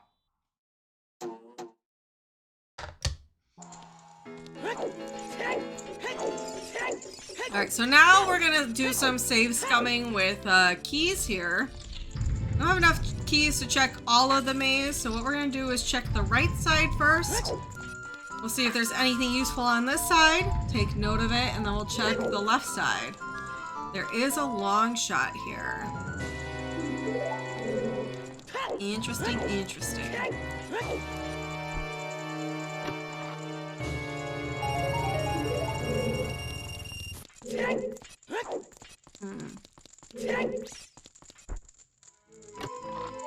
No, I said I was gonna save scum, but let's see what I can do on the other side. We should be keeping that long shot because that gives us access out to the desert right now, which is 2 more dungeons, and should be able to beat the seed with that if I'm thinking. Yeah, this should be actually. I'm gonna go. Yeah, wait, no, we still need lights. I'm gonna check these things. I got excited. But since we have access now to all of our dungeon locations, except for Ice Cavern, odds are we'll be able to find Forest and Shadow Temple, which we can defeat with what we have. We also gotta do Deku Tree, so that would be 5 dungeons. If we can find Shadow and Forest Temple, that is 5 dungeons for us.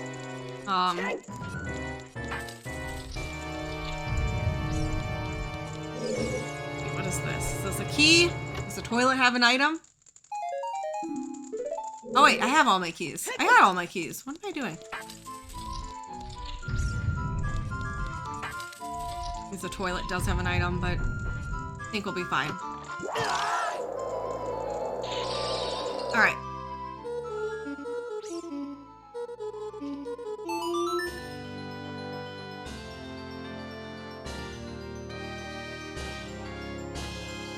Alright, so what I'm going to do Oh, wait. Also, if I find water temple. Yeah, this should be...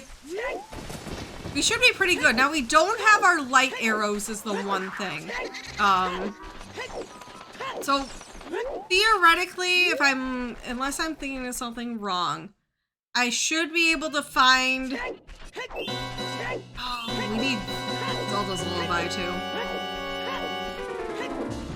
Alright. Okay. I'm just, like, thinking here.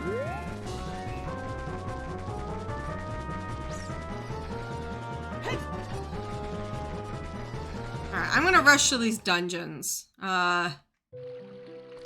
Also, there's that, Lake Hylia is the way to Volvagia, so I do want to check, the Lake Hylia checks here as an adult. There's 2 more. There's Shooting the Sun, which unfortunately relies on time of day. You have to shoot an arrow at the sun as it rises. And then we also have to do Adult Fishing and Top of the Lab. Which we can do all of those checks right now. But time of day is a little bit of a factor here. So we'll see if that gives us a hammer, then we are definitely golden.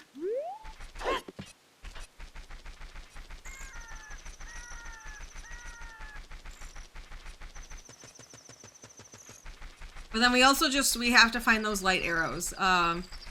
Which the good thing about Ocarina of Time Randomizer is that if you get to Ganondorf and you don't have your light arrows, he will tell you the location that they're at. So you don't have to run around the whole seed checking everywhere for them. All you gotta do is go talk to Gannon. And he will let you know, oh, you'll never find my light arrows that I hid in Shadow Temple. And they'll be like, oh, dang it, I have to go to Shadow Temple. Yeah. Yo, Remnants, thank you for the 5 months. Welcome back to the Babam Squad. Where am I? Thank you, Remnants. I appreciate the continued support. Alright, we actually are here. I gotta go fast. Gotta go fast to get that sunrise. Let's go, Link. Trying to line up with this bridge.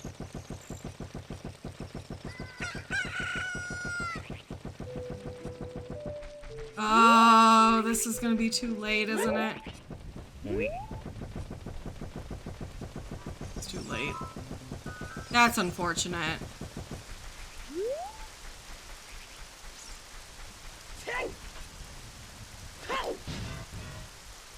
I think once we beat... I don't know if this will give us...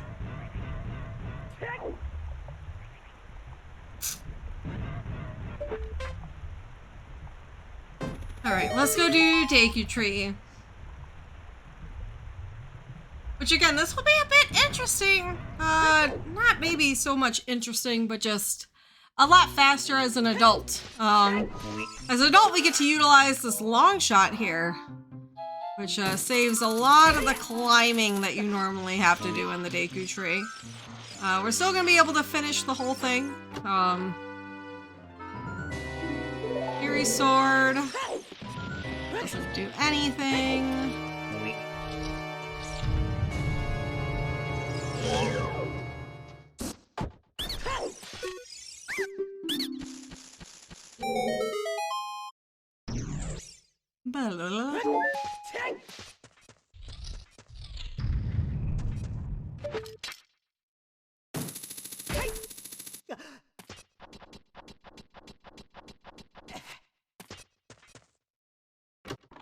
It's so quiet in here.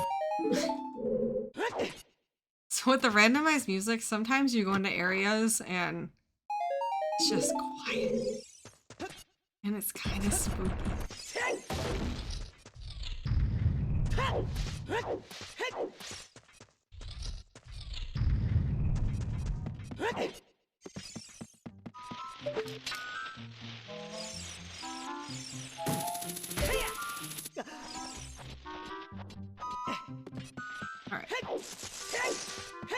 gonna go ahead and check in here.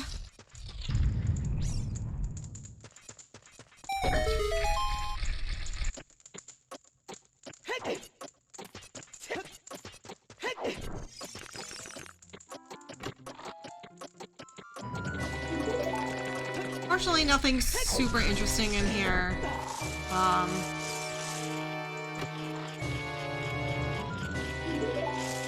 More Daisy Nuts. Grab that. And what I'm going to do here is, whoops, I'm going to put on that. Put that there. Save, quit. So instead of jumping down, I'll just use Din's Fire. There is a way out of this room if you don't have a fire source. You can actually utilize the torches as an adult with your arrows to just shoot the flame. You do need a bow or a fire source to get through here as an adult, so that you can get rid of the webbings in certain areas, but...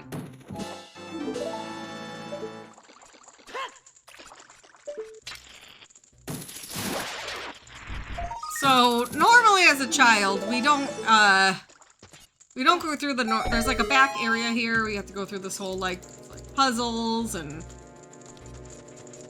slingshot stuff, but we normally use a skip to get up here. This is way faster as an adult, because you just start tall. Once again, being tall.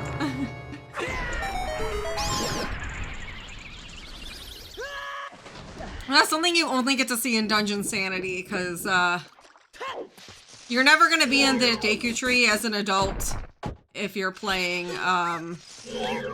without Dungeon Shuffler on.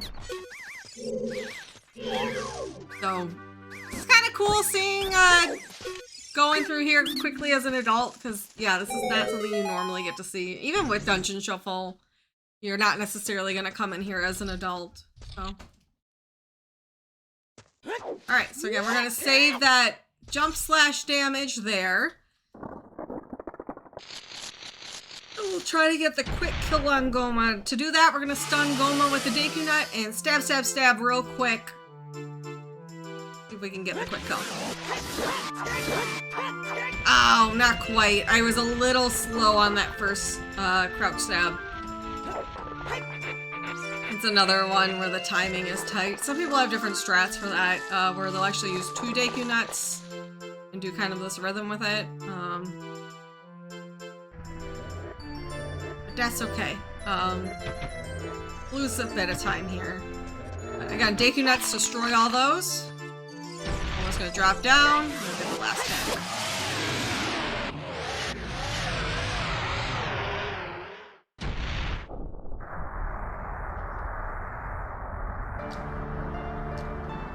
Alright. So as I said, we are going to go ahead here and go through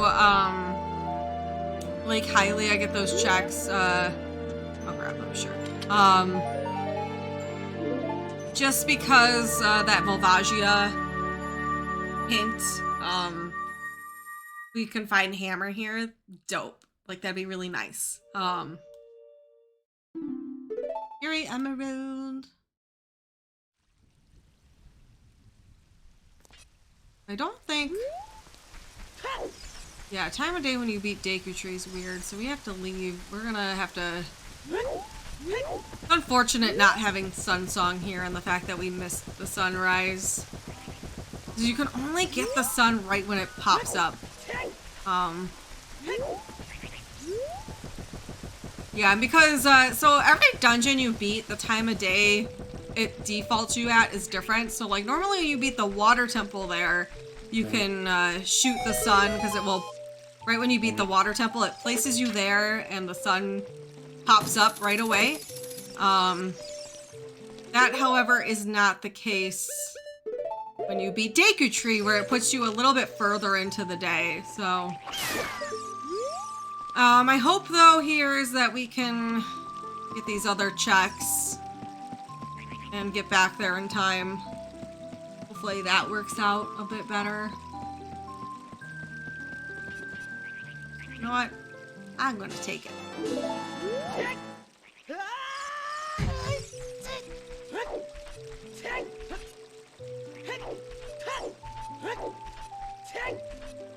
Let's see. We'll go ahead and do fishing. Maybe this will just give us a hammer. If not, we can always go over and then do shoot the sun. We should be able to. We might have to wait a little bit. So we'll have to go through nighttime, but this might actually work out okay timing-wise. I just want to try to take care of that. See if it was just for the hook shot or not.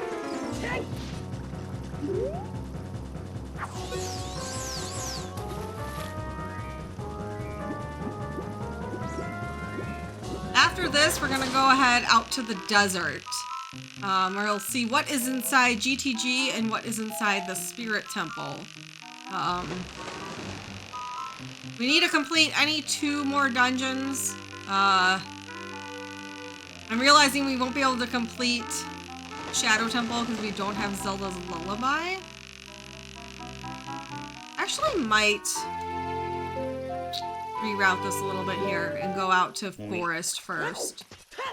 I wanted to go out to the desert first as we're out here, but we could get Zelda's Lullaby out in Sacred Forest Meadow. That song we do need, and I'd hate to find Shadow Temple and not have Zelda's Lullaby.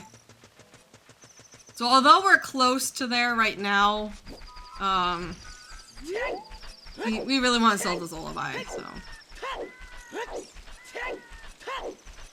Alright, so we're gonna make our way over here, and then we're gonna have to wait a little bit, unfortunately. Shouldn't have to wait too long, if I'm thinking about this correctly. And then we'll go ahead, as I said, and we will, go check out what's in the Forest Temple entry. Hopefully that is a dungeon that we can complete, and hopefully our Zelda's Lullaby song is out there, because that is necessary to beat some dungeons. While we're waiting, this would also be obviously a good time for some donations. This probably wouldn't happen in the marathon where I'm sitting for a long time waiting for time of day. It's just because of this hint and trying to be thorough in this area because of that hint that we are in this situation. Looks like our sun should be coming up here very soon, though. Here we go. And it's nothing!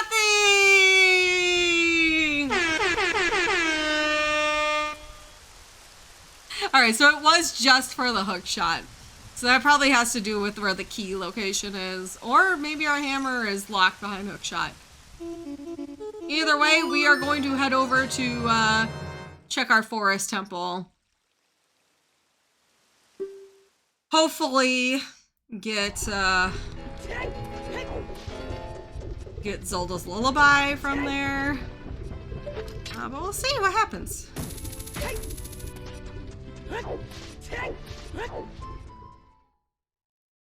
3 dungeons down though, 2 to go. If we find Forest, we can beat 1. If we get ZL and find Shadow, we can beat another. If we find Hammer, we can beat 1.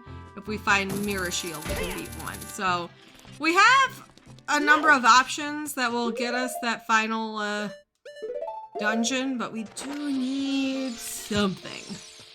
We need one of the things for sure.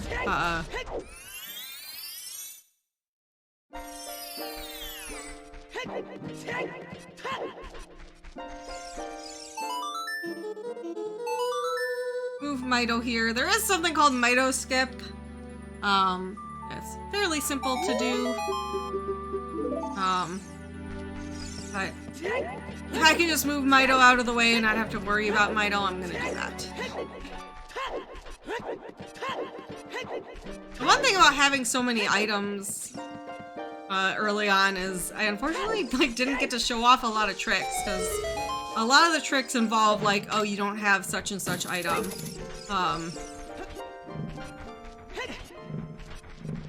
It's like almost like the bittersweet thing here. It's like, yes, I'm progressing this seed pretty quickly, but I'm not getting to showcase some of the things I would like to showcase.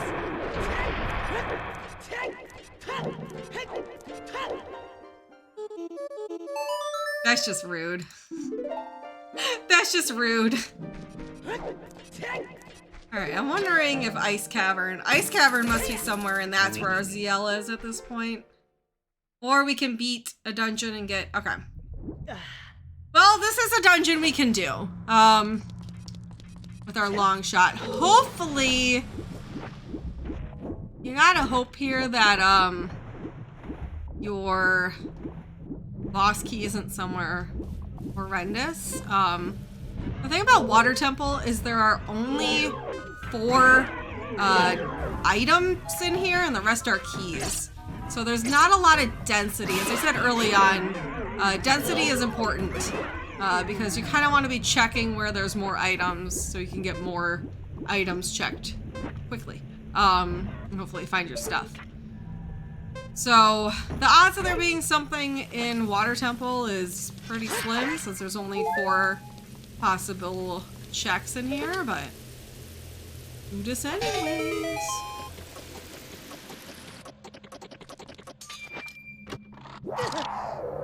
Alright, that's one of the items.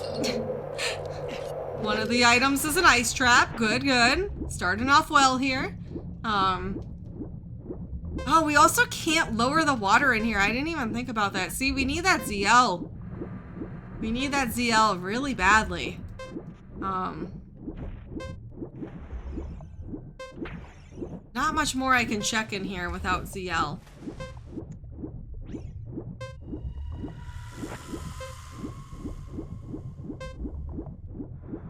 So if we could find the boss key in here, that would be fantastic.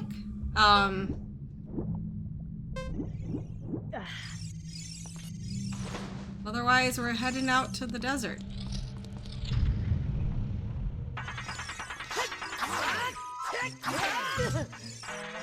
Oh, come on.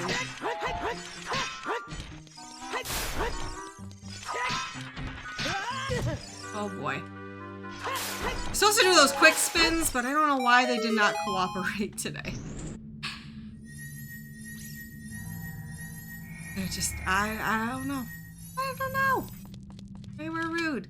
Sometimes those spikes are pretty rude. Alright, that's our second item in here.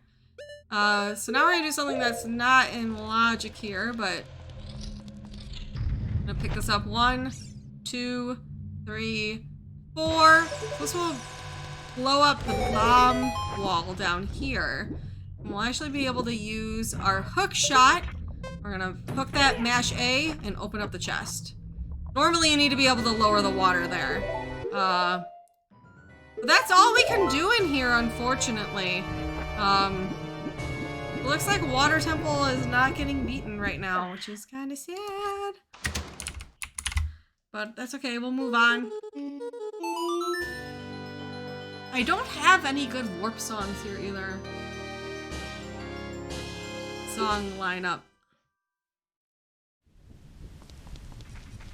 Okay. We'll be able to check Sun Song Grave here. I also never checked like Dompe and stuff here. We've never checked Kakariko. I just realized that. That's where our ZL could be. What? This is the weirdest route. So normally we come to Kakariko really early. And we just got so sidetracked. We could have our ZL here. Can you move, please? Thanks. That is a lot of checks that I have not done.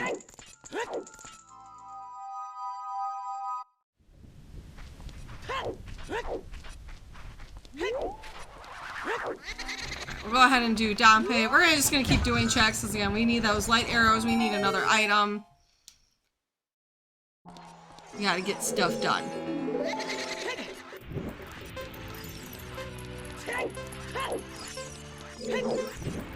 This also, Dompe race would probably be another great time to do some donations. This is about 50 seconds long or so, depending on how well this goes.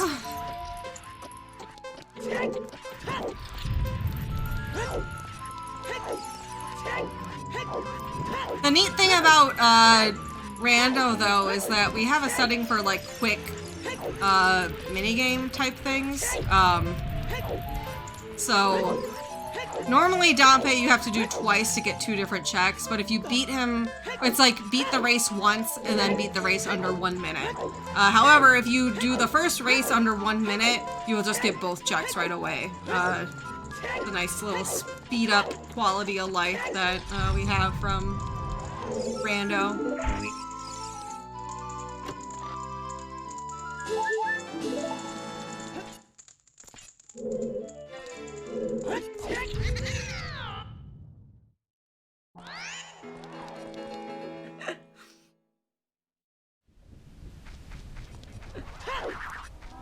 Hi, yes, we have 1 bite donation from Kittymon. Says, "Hi, moms. I love you. Good luck on the run." Thank you, Keymon. Appreciate the support.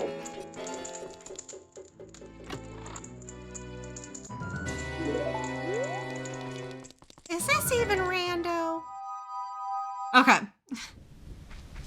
How this is the sweaty part here is that I did not do Kakariko. And this is quite a number of Sphere 0 checks. And what I mean by Sphere 0 is these have been available since the start of the game an hour 50 ago. So the game just gave us so much early on. Normally you come here because there's a lot of early check density here. But because we got so many items early on, we just never came over here. Big finger crossing, though, that we get our Zelda's Lullaby in here. That is definitely what I would like to see right now.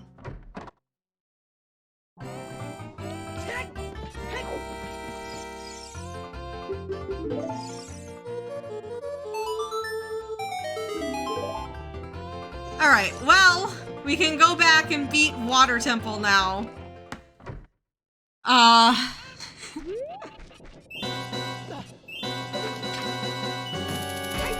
I actually might just hightail it out to the desert, though. No, we're gonna want to go and do that. I'm gonna grab a couple more checks here, though, just because light arrows. I'm gonna do this check and then we'll warp over back to Water Temple.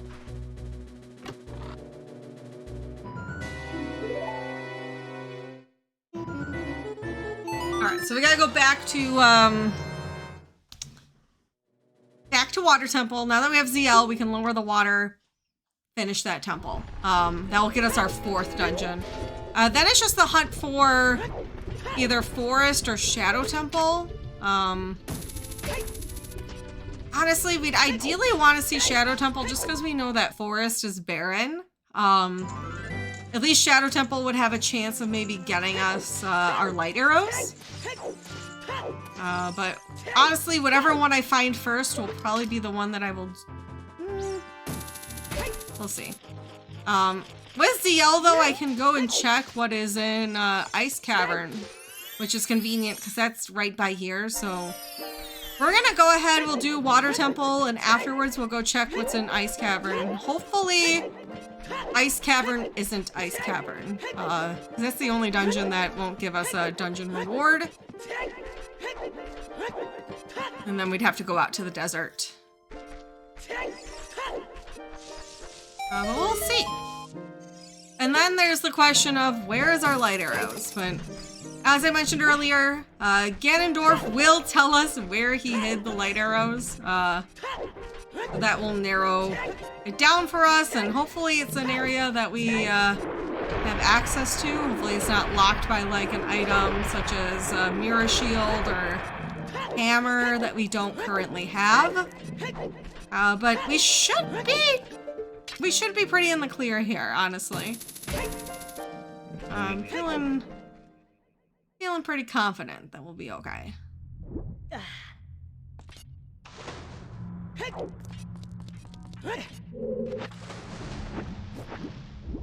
But we're making some great time here, honestly.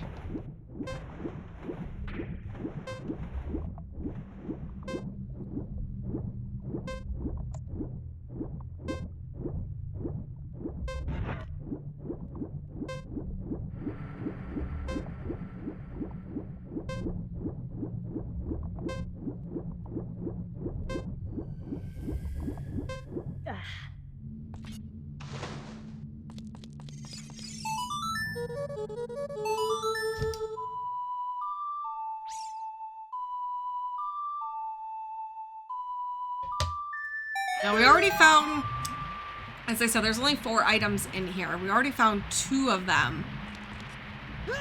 So, we'll see. You kind of hope for in water a quick boss key. As soon as you get the boss key here, you can quickly finish this off, but we'll see how this works out. Ow. The other rude enemy. Water Temple is just filled with rude enemies, unfortunately.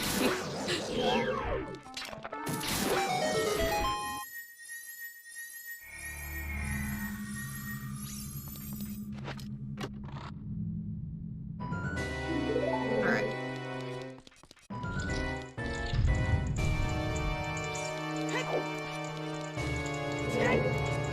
We're gonna go check, a check back here that requires 2 keys. We're gonna save scum those keys. We'll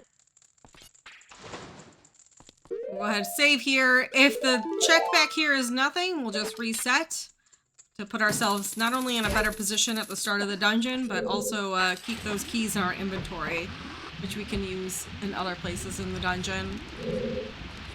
Alright, we wait for that block, or that boulder. We're gonna go ahead and just hover over here. Quick, quick, quick, quick. Nice. So that also skips, there's a whole back area. We actually do have a setup for if I don't have hover boots, that we can do a jump over to that ledge, which is pretty nifty as well. So you're never gonna see us go into the back room. That is, I don't even really know what it... Okay. Okay. Whenever you see golden gauntlets, you're like, huh. Golden gauntlets actually don't lock a lot. There's, the light trial in Gannon's castle has actually 7 checks behind it, which is a decent amount. And then there's a fairy fountain outside of Gannon's castle that requires golds. So it's always kind of when you find them, you're like, ah. So you'll wonder if maybe my light arrows are back there or something, but we'll see.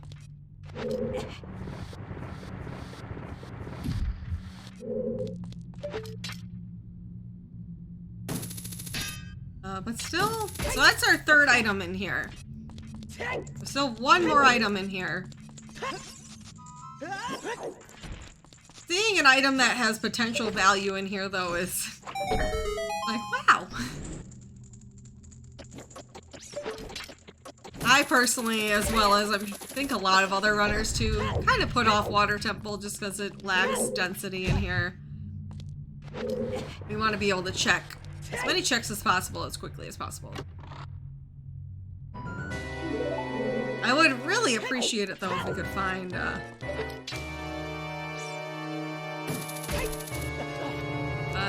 our boss key. Alright, just because we don't have those keys anymore, I am going to come down here and do... Normally I put this off till later on, but I'm going to come down here and do this dragon check. I also just realized we don't have Song of Time, so that could actually block our progress in here as well. Alright, fingers crossed that we're able to get our boss key. It's not locked behind. There is 1 check in here that requires Song of Time, and if that's our boss key, we're gonna be very sad.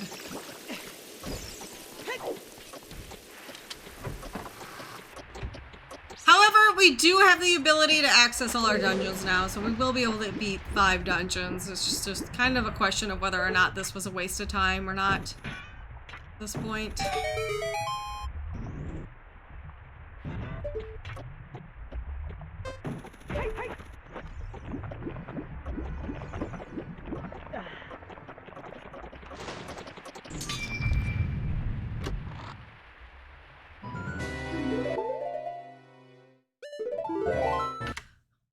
Another big quality of life thing that I haven't talked about yet is the fact that both of our boots and Ocarina are on the D-pad, as you might have noticed on screen.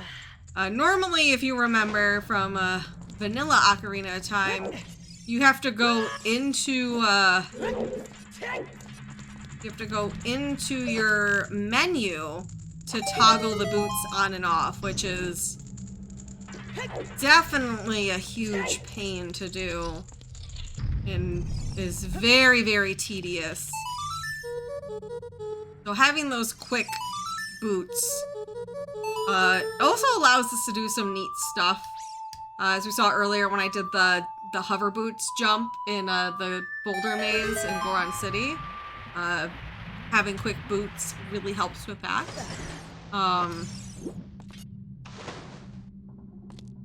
Yeah, it's a neat thing, and I personally can't go back to playing vanilla Ocarina of Time. Because it's just the quality of life change.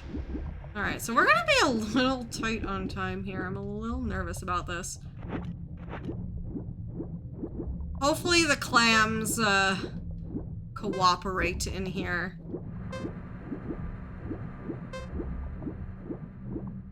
That's kind of what this is gonna depend on. Do the clams cooperate? Do the spikes cooperate?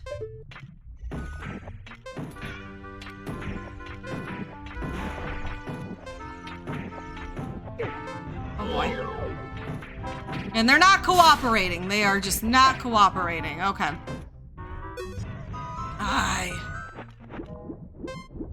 Shoot.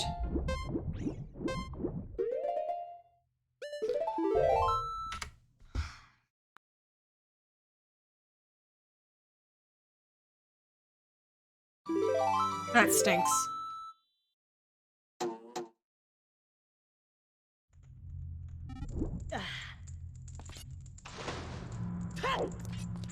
I'm actually gonna take some time here, unfortunately, to go get some more health.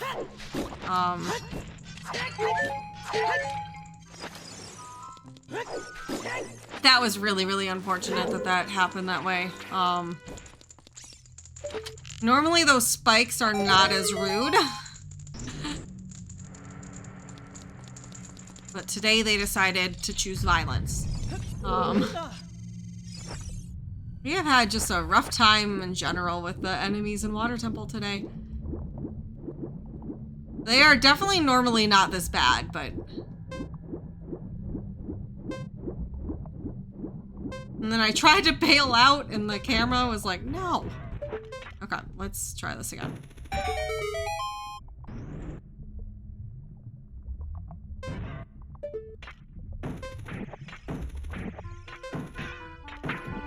There we go. That's normally they kind of fall apart together like that. There we go. That's what we wanted them to do the first time, but...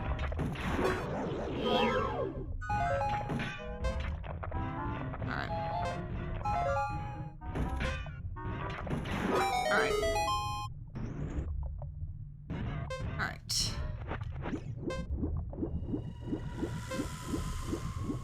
Even then, we were still a little scary for the time with only 10 seconds left.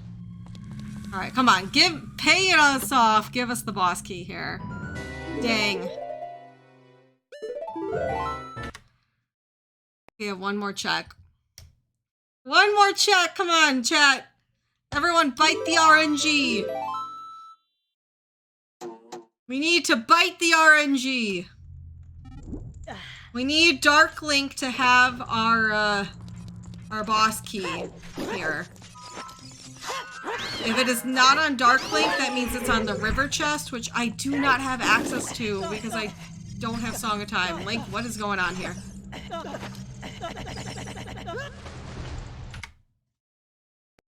Alright, chat, I need you to bite the RNG. Link, please. We bit the wrong thing.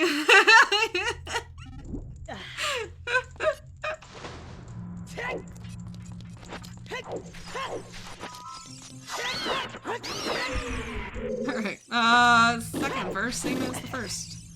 Alright. Hovering to this ledge bypasses an extra room, so it's fine. Sometimes the grab is weird, though. Alright, we need... Please, game. Don't let this all be for nothing. Please. Please give the boss key here. Please do not have it locked behind an area that I cannot access right now.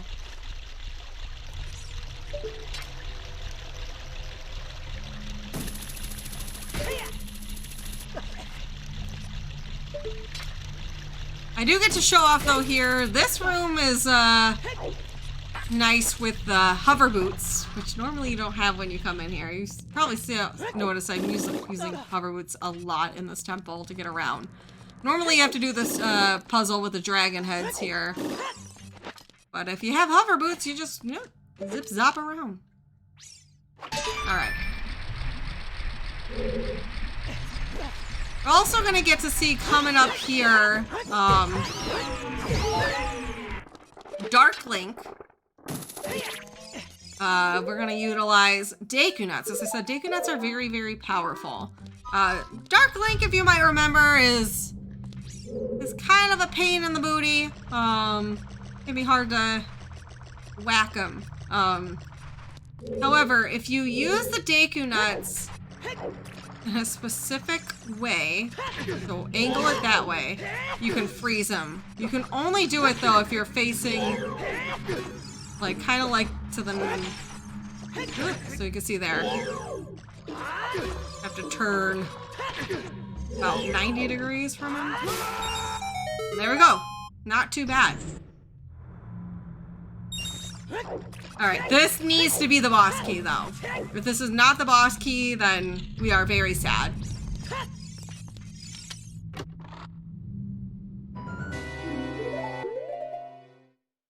Alright, now we can go fight Morpha. And I can... sigh of relief. Big sigh of relief. Alright, this is our fourth dungeon. Fourth dungeon. And then we can,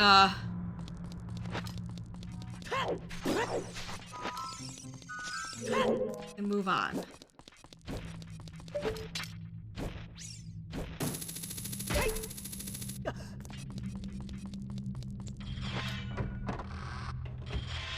So after this, I'm gonna go check in Ice Cavern locations, see what that dungeon is. Hopefully it's Shadow Temple, honestly. As I said earlier, we got a hint that Forest Temple is barren, which means our light arrows can't possibly be in there, and nothing useful can be in there. However, there's still the possibility that maybe Shadow Temple has our light arrows in it, so we would really like to find that. If Ice Cavern is just Ice Cavern, then we're gonna head out to the desert. And we'll know that our other two dungeons are out there. So Morpha has a neat little trick for quick killing. We're gonna hookshot Morpha into the corner here. And we're just gonna jump slash and crouch. What was that? I disagree. I disagree. This has been not a fun time. What is going on? That was so rude. Another, never have I ever had that happen before. Alright, let's redo this. Get Morpha into the corner. I have never had it happen like that where it just didn't hit Morpha. Alright. Alright, that's how that's supposed to look.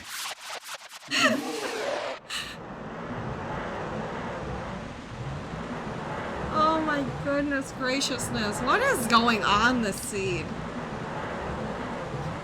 There's some tomfoolery happening. But that's okay. It's okay. It's okay.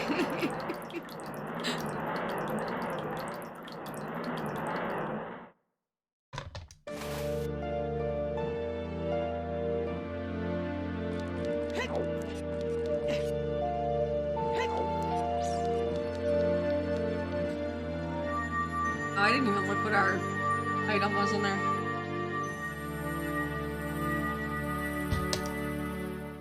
If it's our light arrows, I'll be sad. All right.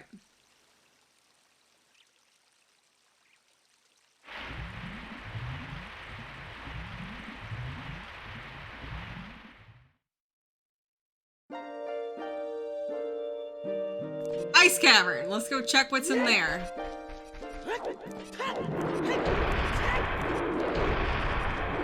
I'm really hoping Ice Cavern is either forest or shadow, so we don't have to go all the way out to the desert right now. Even if it is our barren forest, I'll go ahead and finish that, because we don't know where those light arrows are going to be, and the faster I can get that information, the faster we can find the light arrows. It could just be in Gannon's castle. It could be in a location we just don't have access to, so, well, currently.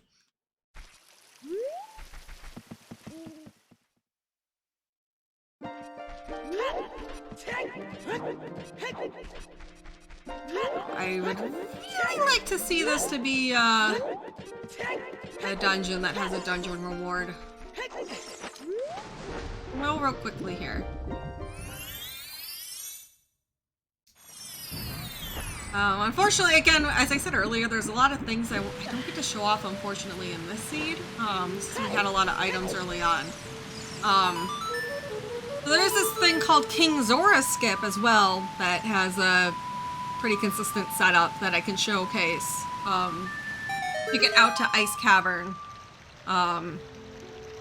Where if you haven't gotten Ruto's letter to move King Zora to the side, you can actually set up a jump where you can jump over King Zora and get behind him as an adult to get to Ice Cavern.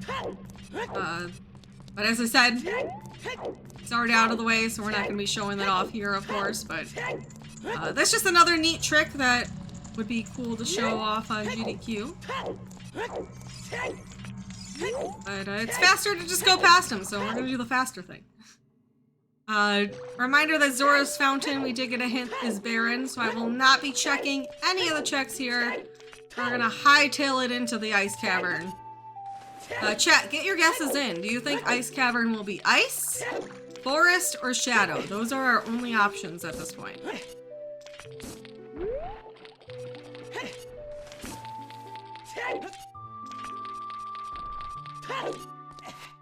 Here we go. It is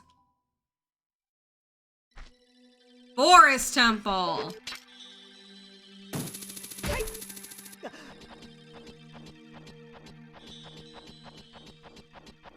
And yes, Lizzie, King Weep does have an item. Melting that ice and talking to him does give you a check.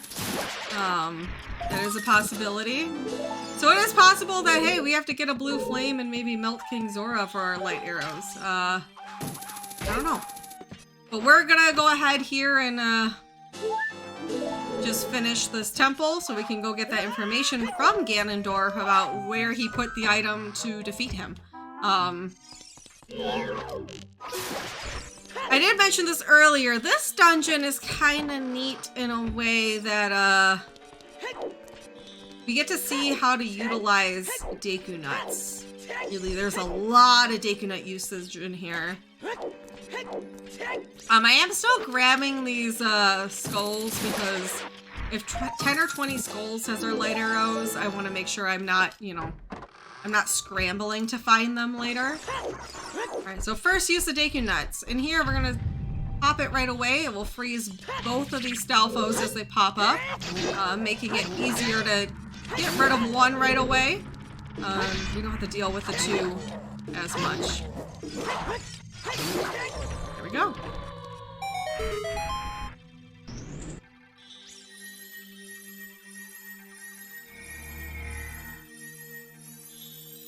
So normally when you come in here without a bow. You get your bow in here. And you come in here with Song of Time. Normally you enter the courtyard from the Song of Time block side. In Rando we do this differently. We're actually long as you have a bow, you come over to this side and open the bow lock door into the courtyard. We're gonna kind of do this backwards. But it's definitely a lot more efficient. So we've got a chest up here that normally you drop down in. We're gonna hook shot up there. Ooh. Oh, we know there is no useful items in here. Again, grab some more skulls. And then there's a trick here. So normally you go around the other way and you're not supposed to be able to go backwards here. But once I get rid of this Octo rock, we're gonna line up our body against this wall on the top of this point here. Whoops, hello. We're gonna backflip, shield, roll, pull out our hook shot up to the vines here that normally you can't get, but that setup there and where we stand gets us just in the right position that we can actually reach that. So this way we can go backwards into this room that we can lower that water so we can get into the well portion here. And then we can also go into this room where again we're going to utilize a nut to kill this bubble quickly. We'll grab this check. And then normally when you enter the well to get the check down there, you're going to go from the other side where you have to walk down the long hallway. But we're going to come this way. So now we're at where the intended entrance is of the courtyard. Where you're supposed to circle around to. But we're just going to drop right down onto the chest. We don't have to do a bunch of walking. Check it real quick. Get our key. And see you later. So definitely way more efficient. Even if we had Song of Time, we would go this way because it's just way, way, way more efficient to do it that way.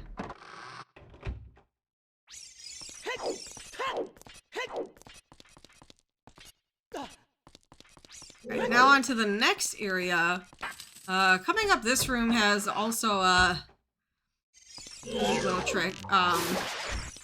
So normally you go through this whole area first and you go into a room, fight some floor masters to get to another room with floor master in it to get a check. We're gonna bypass some of those extra rooms here with our hover boots, and we're gonna hover boot over to this ledge over here. That's short. But once we get that, we can bypass the room. It's still faster to do it like this. If we don't have hover boots, there is also a strat where you jump slash into the wall higher up and you ricochet into there. Kind of like how we did at the very beginning of the seed. There we go. With Gerudo Valley and the stick.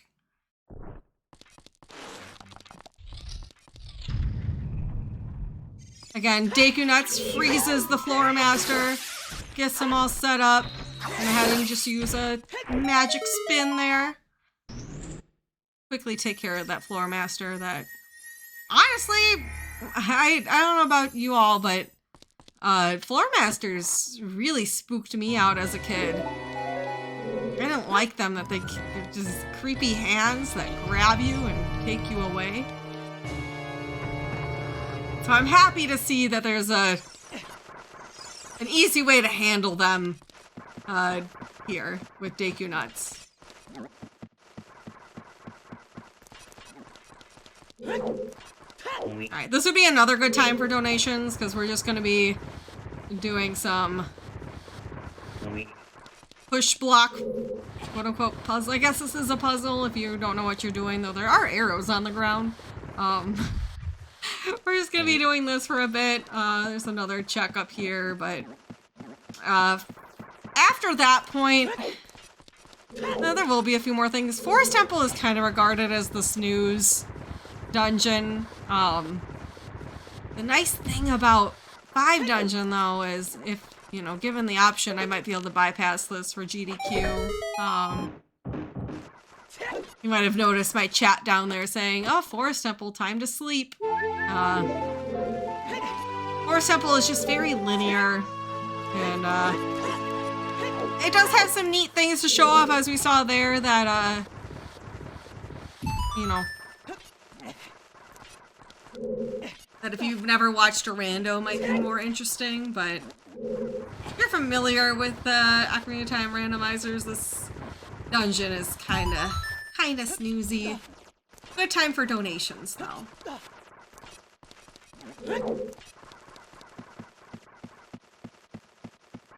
It's the donation dungeon. Yeah,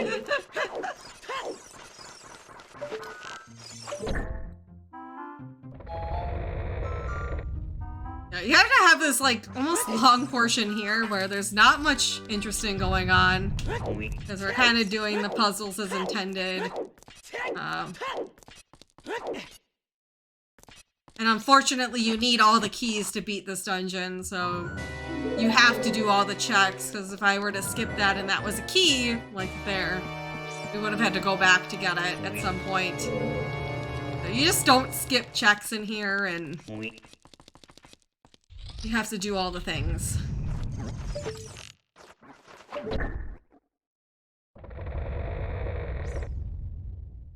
So coming up here, we do have the pose, which this is another time to, we can talk about pose strategy. Because there's definitely good strats when going into fighting these pose to get rid of them quickly. This part is as intended. You have to hit the photos. But the pose gonna spawn, and what I'm gonna do is meet them downstairs and shoot an arrow at the pose so it goes into the corner. Then we're gonna utilize Deku Nuts to make the pose visible, and jump slashes to get them quick. Invisible, Deku Nut, jump slash, Deku Nut to make visible again, and jump slash. So again, the power of Deku Nuts is incredible. You just don't realize how useful they are in a casual playthrough, because it's just not obvious by any means. So that is the one thing I do like about Forest Temple in terms of like a marathon showcase, is we get to showcase how useful Deku Nuts are, which kind of ends up, if you've played Ocarina of Time before, I know I was really impressed with how useful Deku Nuts were when I first saw. So it's a neat thing to show the audience.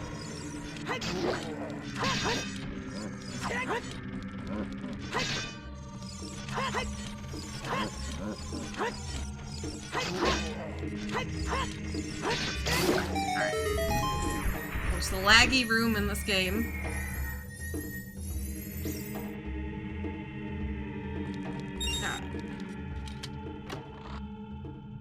Making our way through, though. Let's do that Poe fight again. More repetitiveness, unfortunately.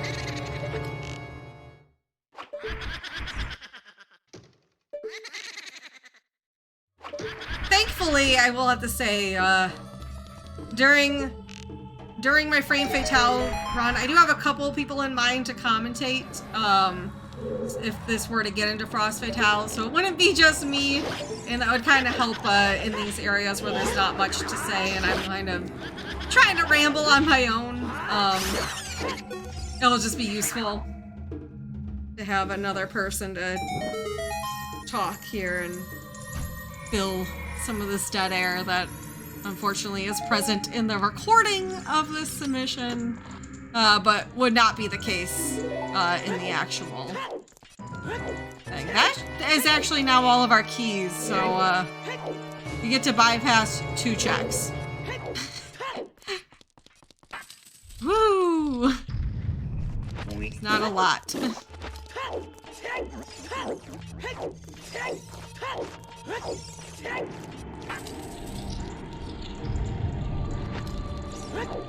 There's just so many necessary keys in this dungeon and so many necessary puzzles.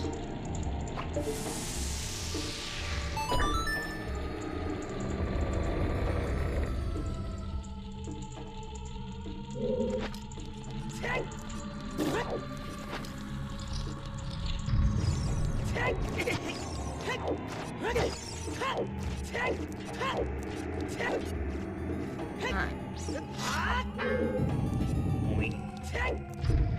Alright, and we'll hit that button, and then we can kind of bypass a bunch of this room.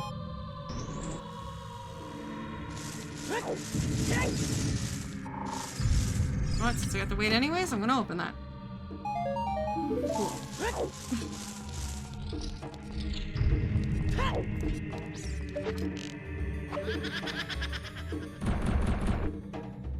I was like, if that was more health or maybe some more arrows, that wouldn't have been too bad, because I'm actually lacking some arrows here. But we'll have ways to get some more before we fight Phantom Gannon.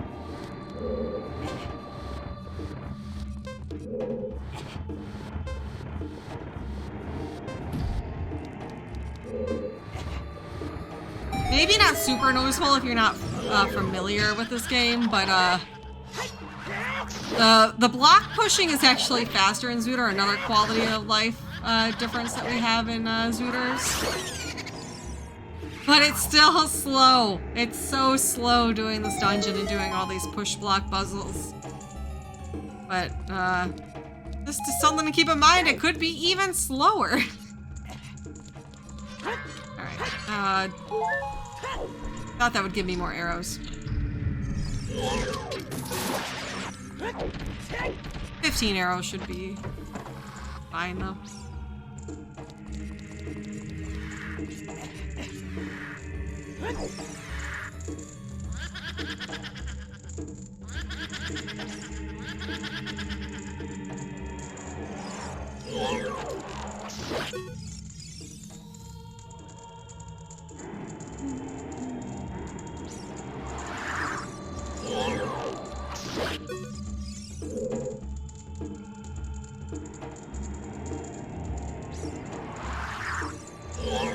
I think I briefly mentioned this earlier, but something in development right now that hasn't been fully integrated yet into Zootr's is the option for dungeon shortcuts. What that would do is put this elevator here that pops up once you go through and beat all of the pose. That will have it up by default. So essentially, once we get the boss key, we'd be able to just come and go. There'd be the option to just go and fight Phantom Gannon right away. Which would speed up this dungeon a lot, especially in a scenario where we're here and we know that Forest Temple is barren.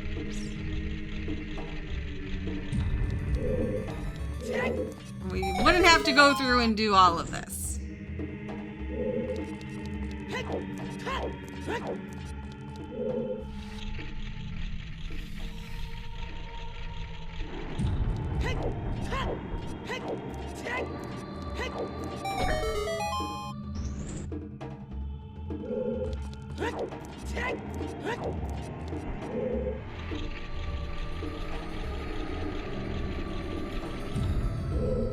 Oops, what am I doing? Push this again. That we don't need to do. That's just a chest back there, which we don't need. This. Right. Now we go fight Phantom Gannon.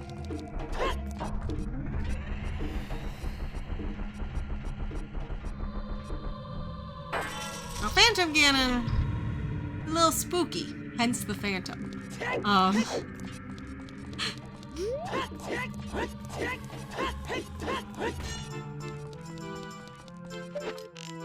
First part of this fight is shooting Phantom Gannon as he comes out of the photos. The first time it's just a single one, but then he splits into two, a real and a fake one.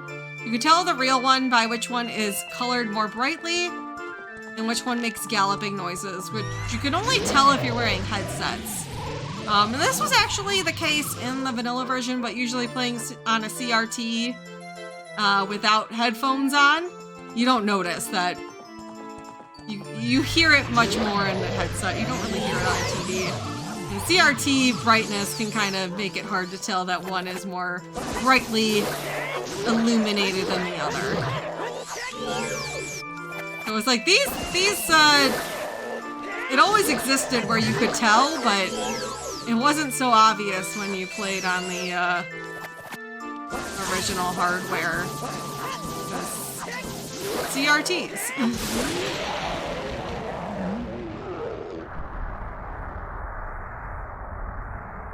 Another strat that we used in that fight was you actually get really close to Phantom Gannon before he shoots off the tennis balls. That's what you want to call them, the light balls. That allows you to it more consistently hits him quicker. So you're not doing that tennis back and forth as much. It just makes it so you can more consistently get him down quicker. All right. Now we get to go to Gannon's castle. Now we have defeated 5 dungeons. The bridge will appear to Gannon. However, as we've mentioned, we do not have light arrows yet. But fear not. Gannon will let us know where those are, so we don't have to run around. Right now, there's a whole lot left in the world, and we don't want to just run around looking for them. Especially since they could be in his castle. He could have just hid them in his castle. So we're gonna let Gannon tell us where the item is to defeat him, so that we can figure it out quickly. Now, the one caveat is it could be locked behind maybe a hammer. It could be locked behind the mirror shield. So hopefully we don't have to run around and look for either of those 2 items. That is the little bit of a spooky part here, but I think the odds are in our favor right now that we should be able to access wherever this is. Also to note, I did mention in the beginning that Epona's song does cow checks. So we need to, that could be also, one of the cows could be holding light arrows.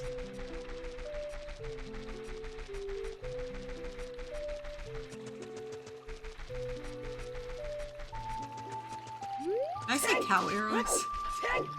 Light arrows? Cow arrows?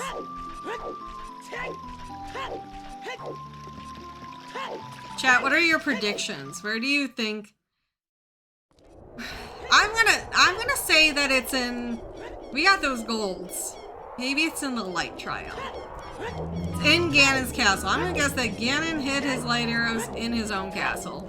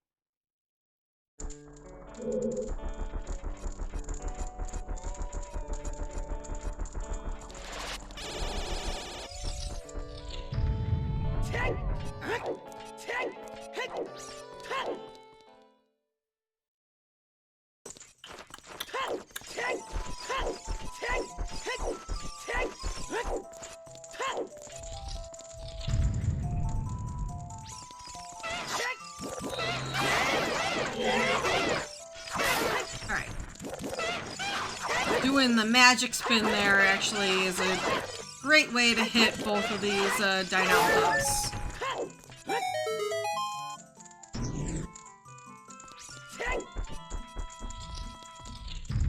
Coming up here is what we call the validation check. It is the chest right before Ganondorf. I always hope one day I will have a seed where that's where our light arrows are. I think that'd be pretty neat. It's never happened to me before, but maybe today is that day. We are here without lights. So we'll open that. We are going to open that chest before we go up. Let's see.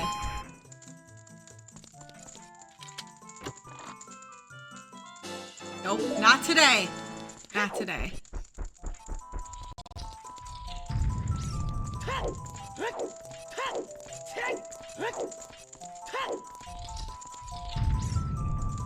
Alright, so these Iron Knuckles have a little bit, they're a little spooky, but if you get on their left foot, they actually can't hit you. Or, well, if you stand in the right spot on their left foot, they can't hit you. They shouldn't be able to. Why has the seed been filled with me saying things and then the game's like, really, Nukes? That has been the seed.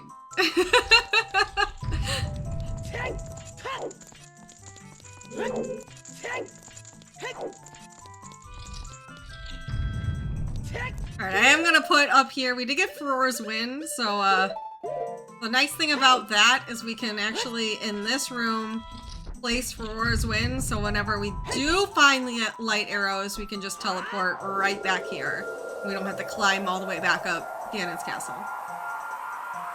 I do need a save here, because once Gannon tells us, we'll just reset, and then we'll go to wherever they are. So here's the moment of truth.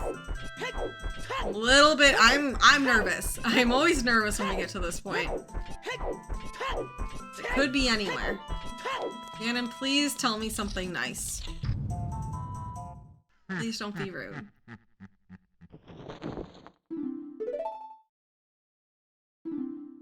The Spirit Temple. Ooh, okay. Okay, that's a little iffy because we do not have the mirror shield. That is a little iffy.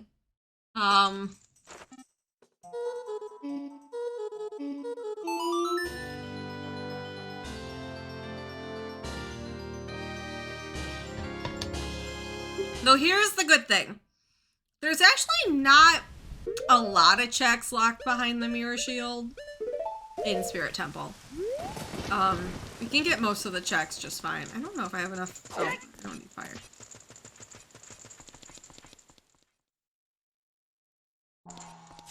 That is not where Spirit Temple is. We thought it was in here. That's why I came here. It's in Tadango's Cavern. Whoops.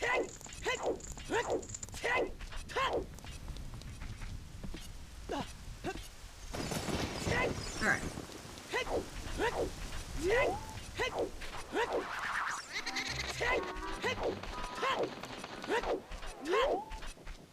Spirit Temple-ish.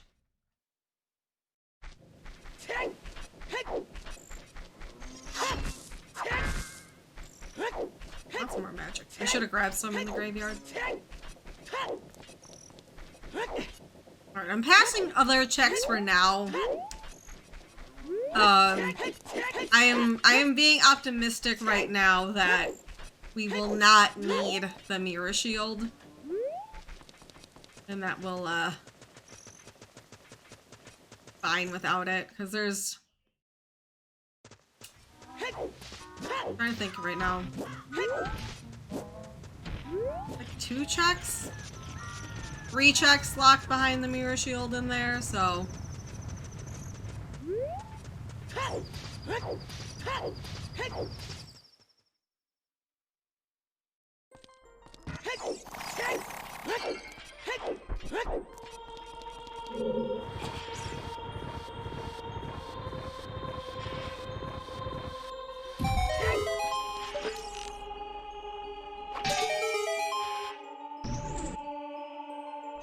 Alright, come on. First check. Come on. Lights. Lights. Lights. Chat, we need to bite the RNG. We did it earlier successfully. We're gonna need to bite the RNG again.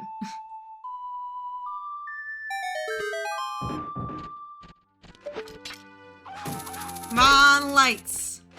As long as it's not mirror shield locked, that's fine. Might have to go child though here, which would stink. Some possibility of going back and forth here, which I'm not a fan of.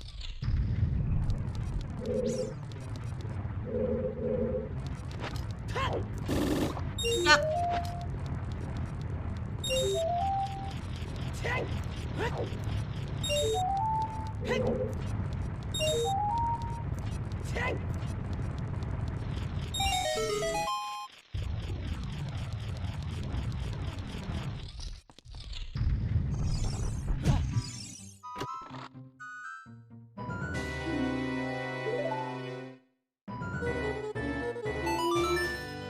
Thank you, chat. Hey!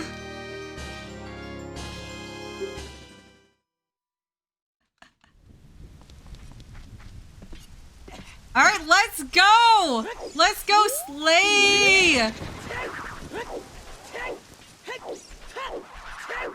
Oh my goodness.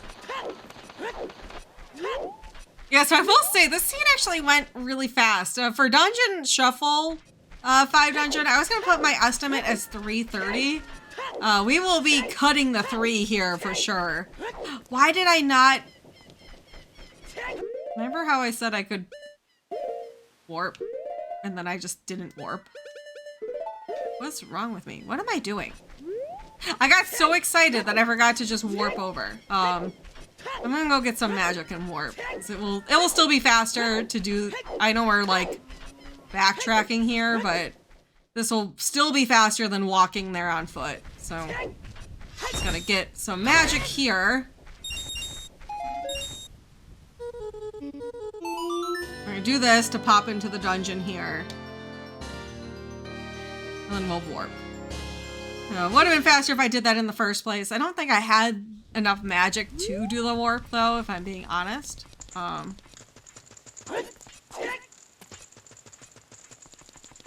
Okay, now we're good. That will return us up to Gannon. Oh, you don't need magic for that. Today I learned. Right, we do have a bottle. So a kind of silly thing here is that bottles can be used to reflect the light balls that Ganondorf shoots at you, and they actually give you more frames to hit it than if you were to use your sword. So it's way easier to hit the lightning bolts back at Gannon with a bottle. So that's why we opt to use bottle strats here.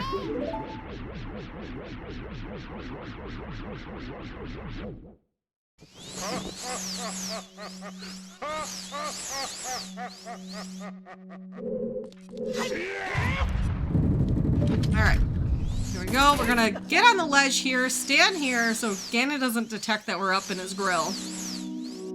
Start doing that, we'll step close. And then we're right here so I can shoot him. Hopefully, let's see if we can get the 1 cycle.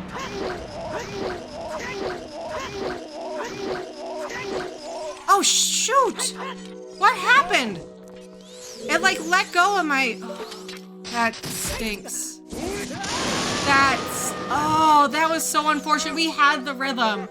So, getting Gannon on a 1 cycle there, you had to hit him in a certain rhythm. Where he can't get up. But my finger or something, like, got me out of the crouch there. I just very slightly picked up off of the R button there, which is very unfortunate. We would have had that. There has been a lot of, this has never happened before. What is going, I need a new controller. That is a, I need a new controller moment. That is what that is.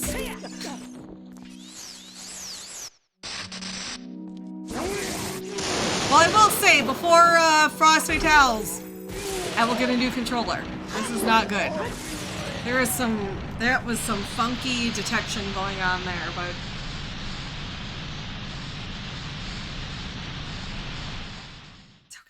It's okay.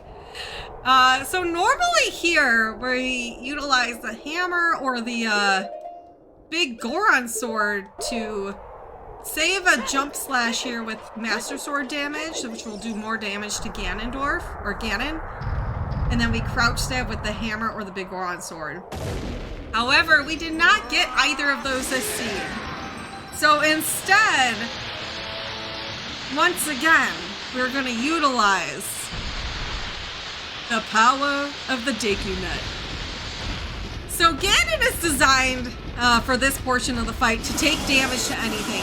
Hit Gannon 10 times with anything, and bam.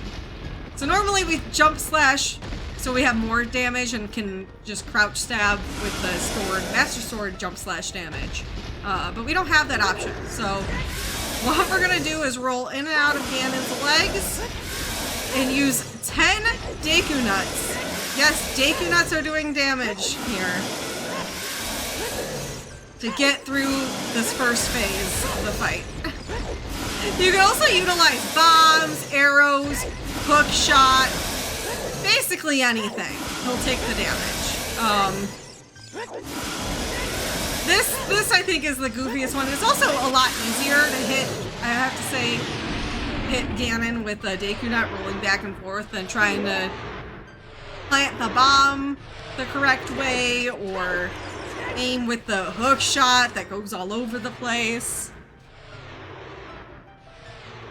Alright, and now we have our actual sword though, so we're going to kind of do the same thing here. Oops. Except with, we're going to roll through the leggies, crouch, stab the tail, roll back, crouch, stab the tail, roll back. Come on, Gannon.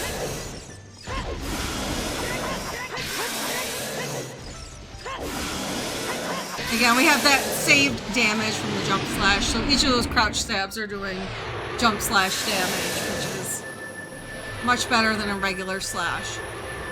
And time will be when we slash Gannon here, after Zelda does her thing.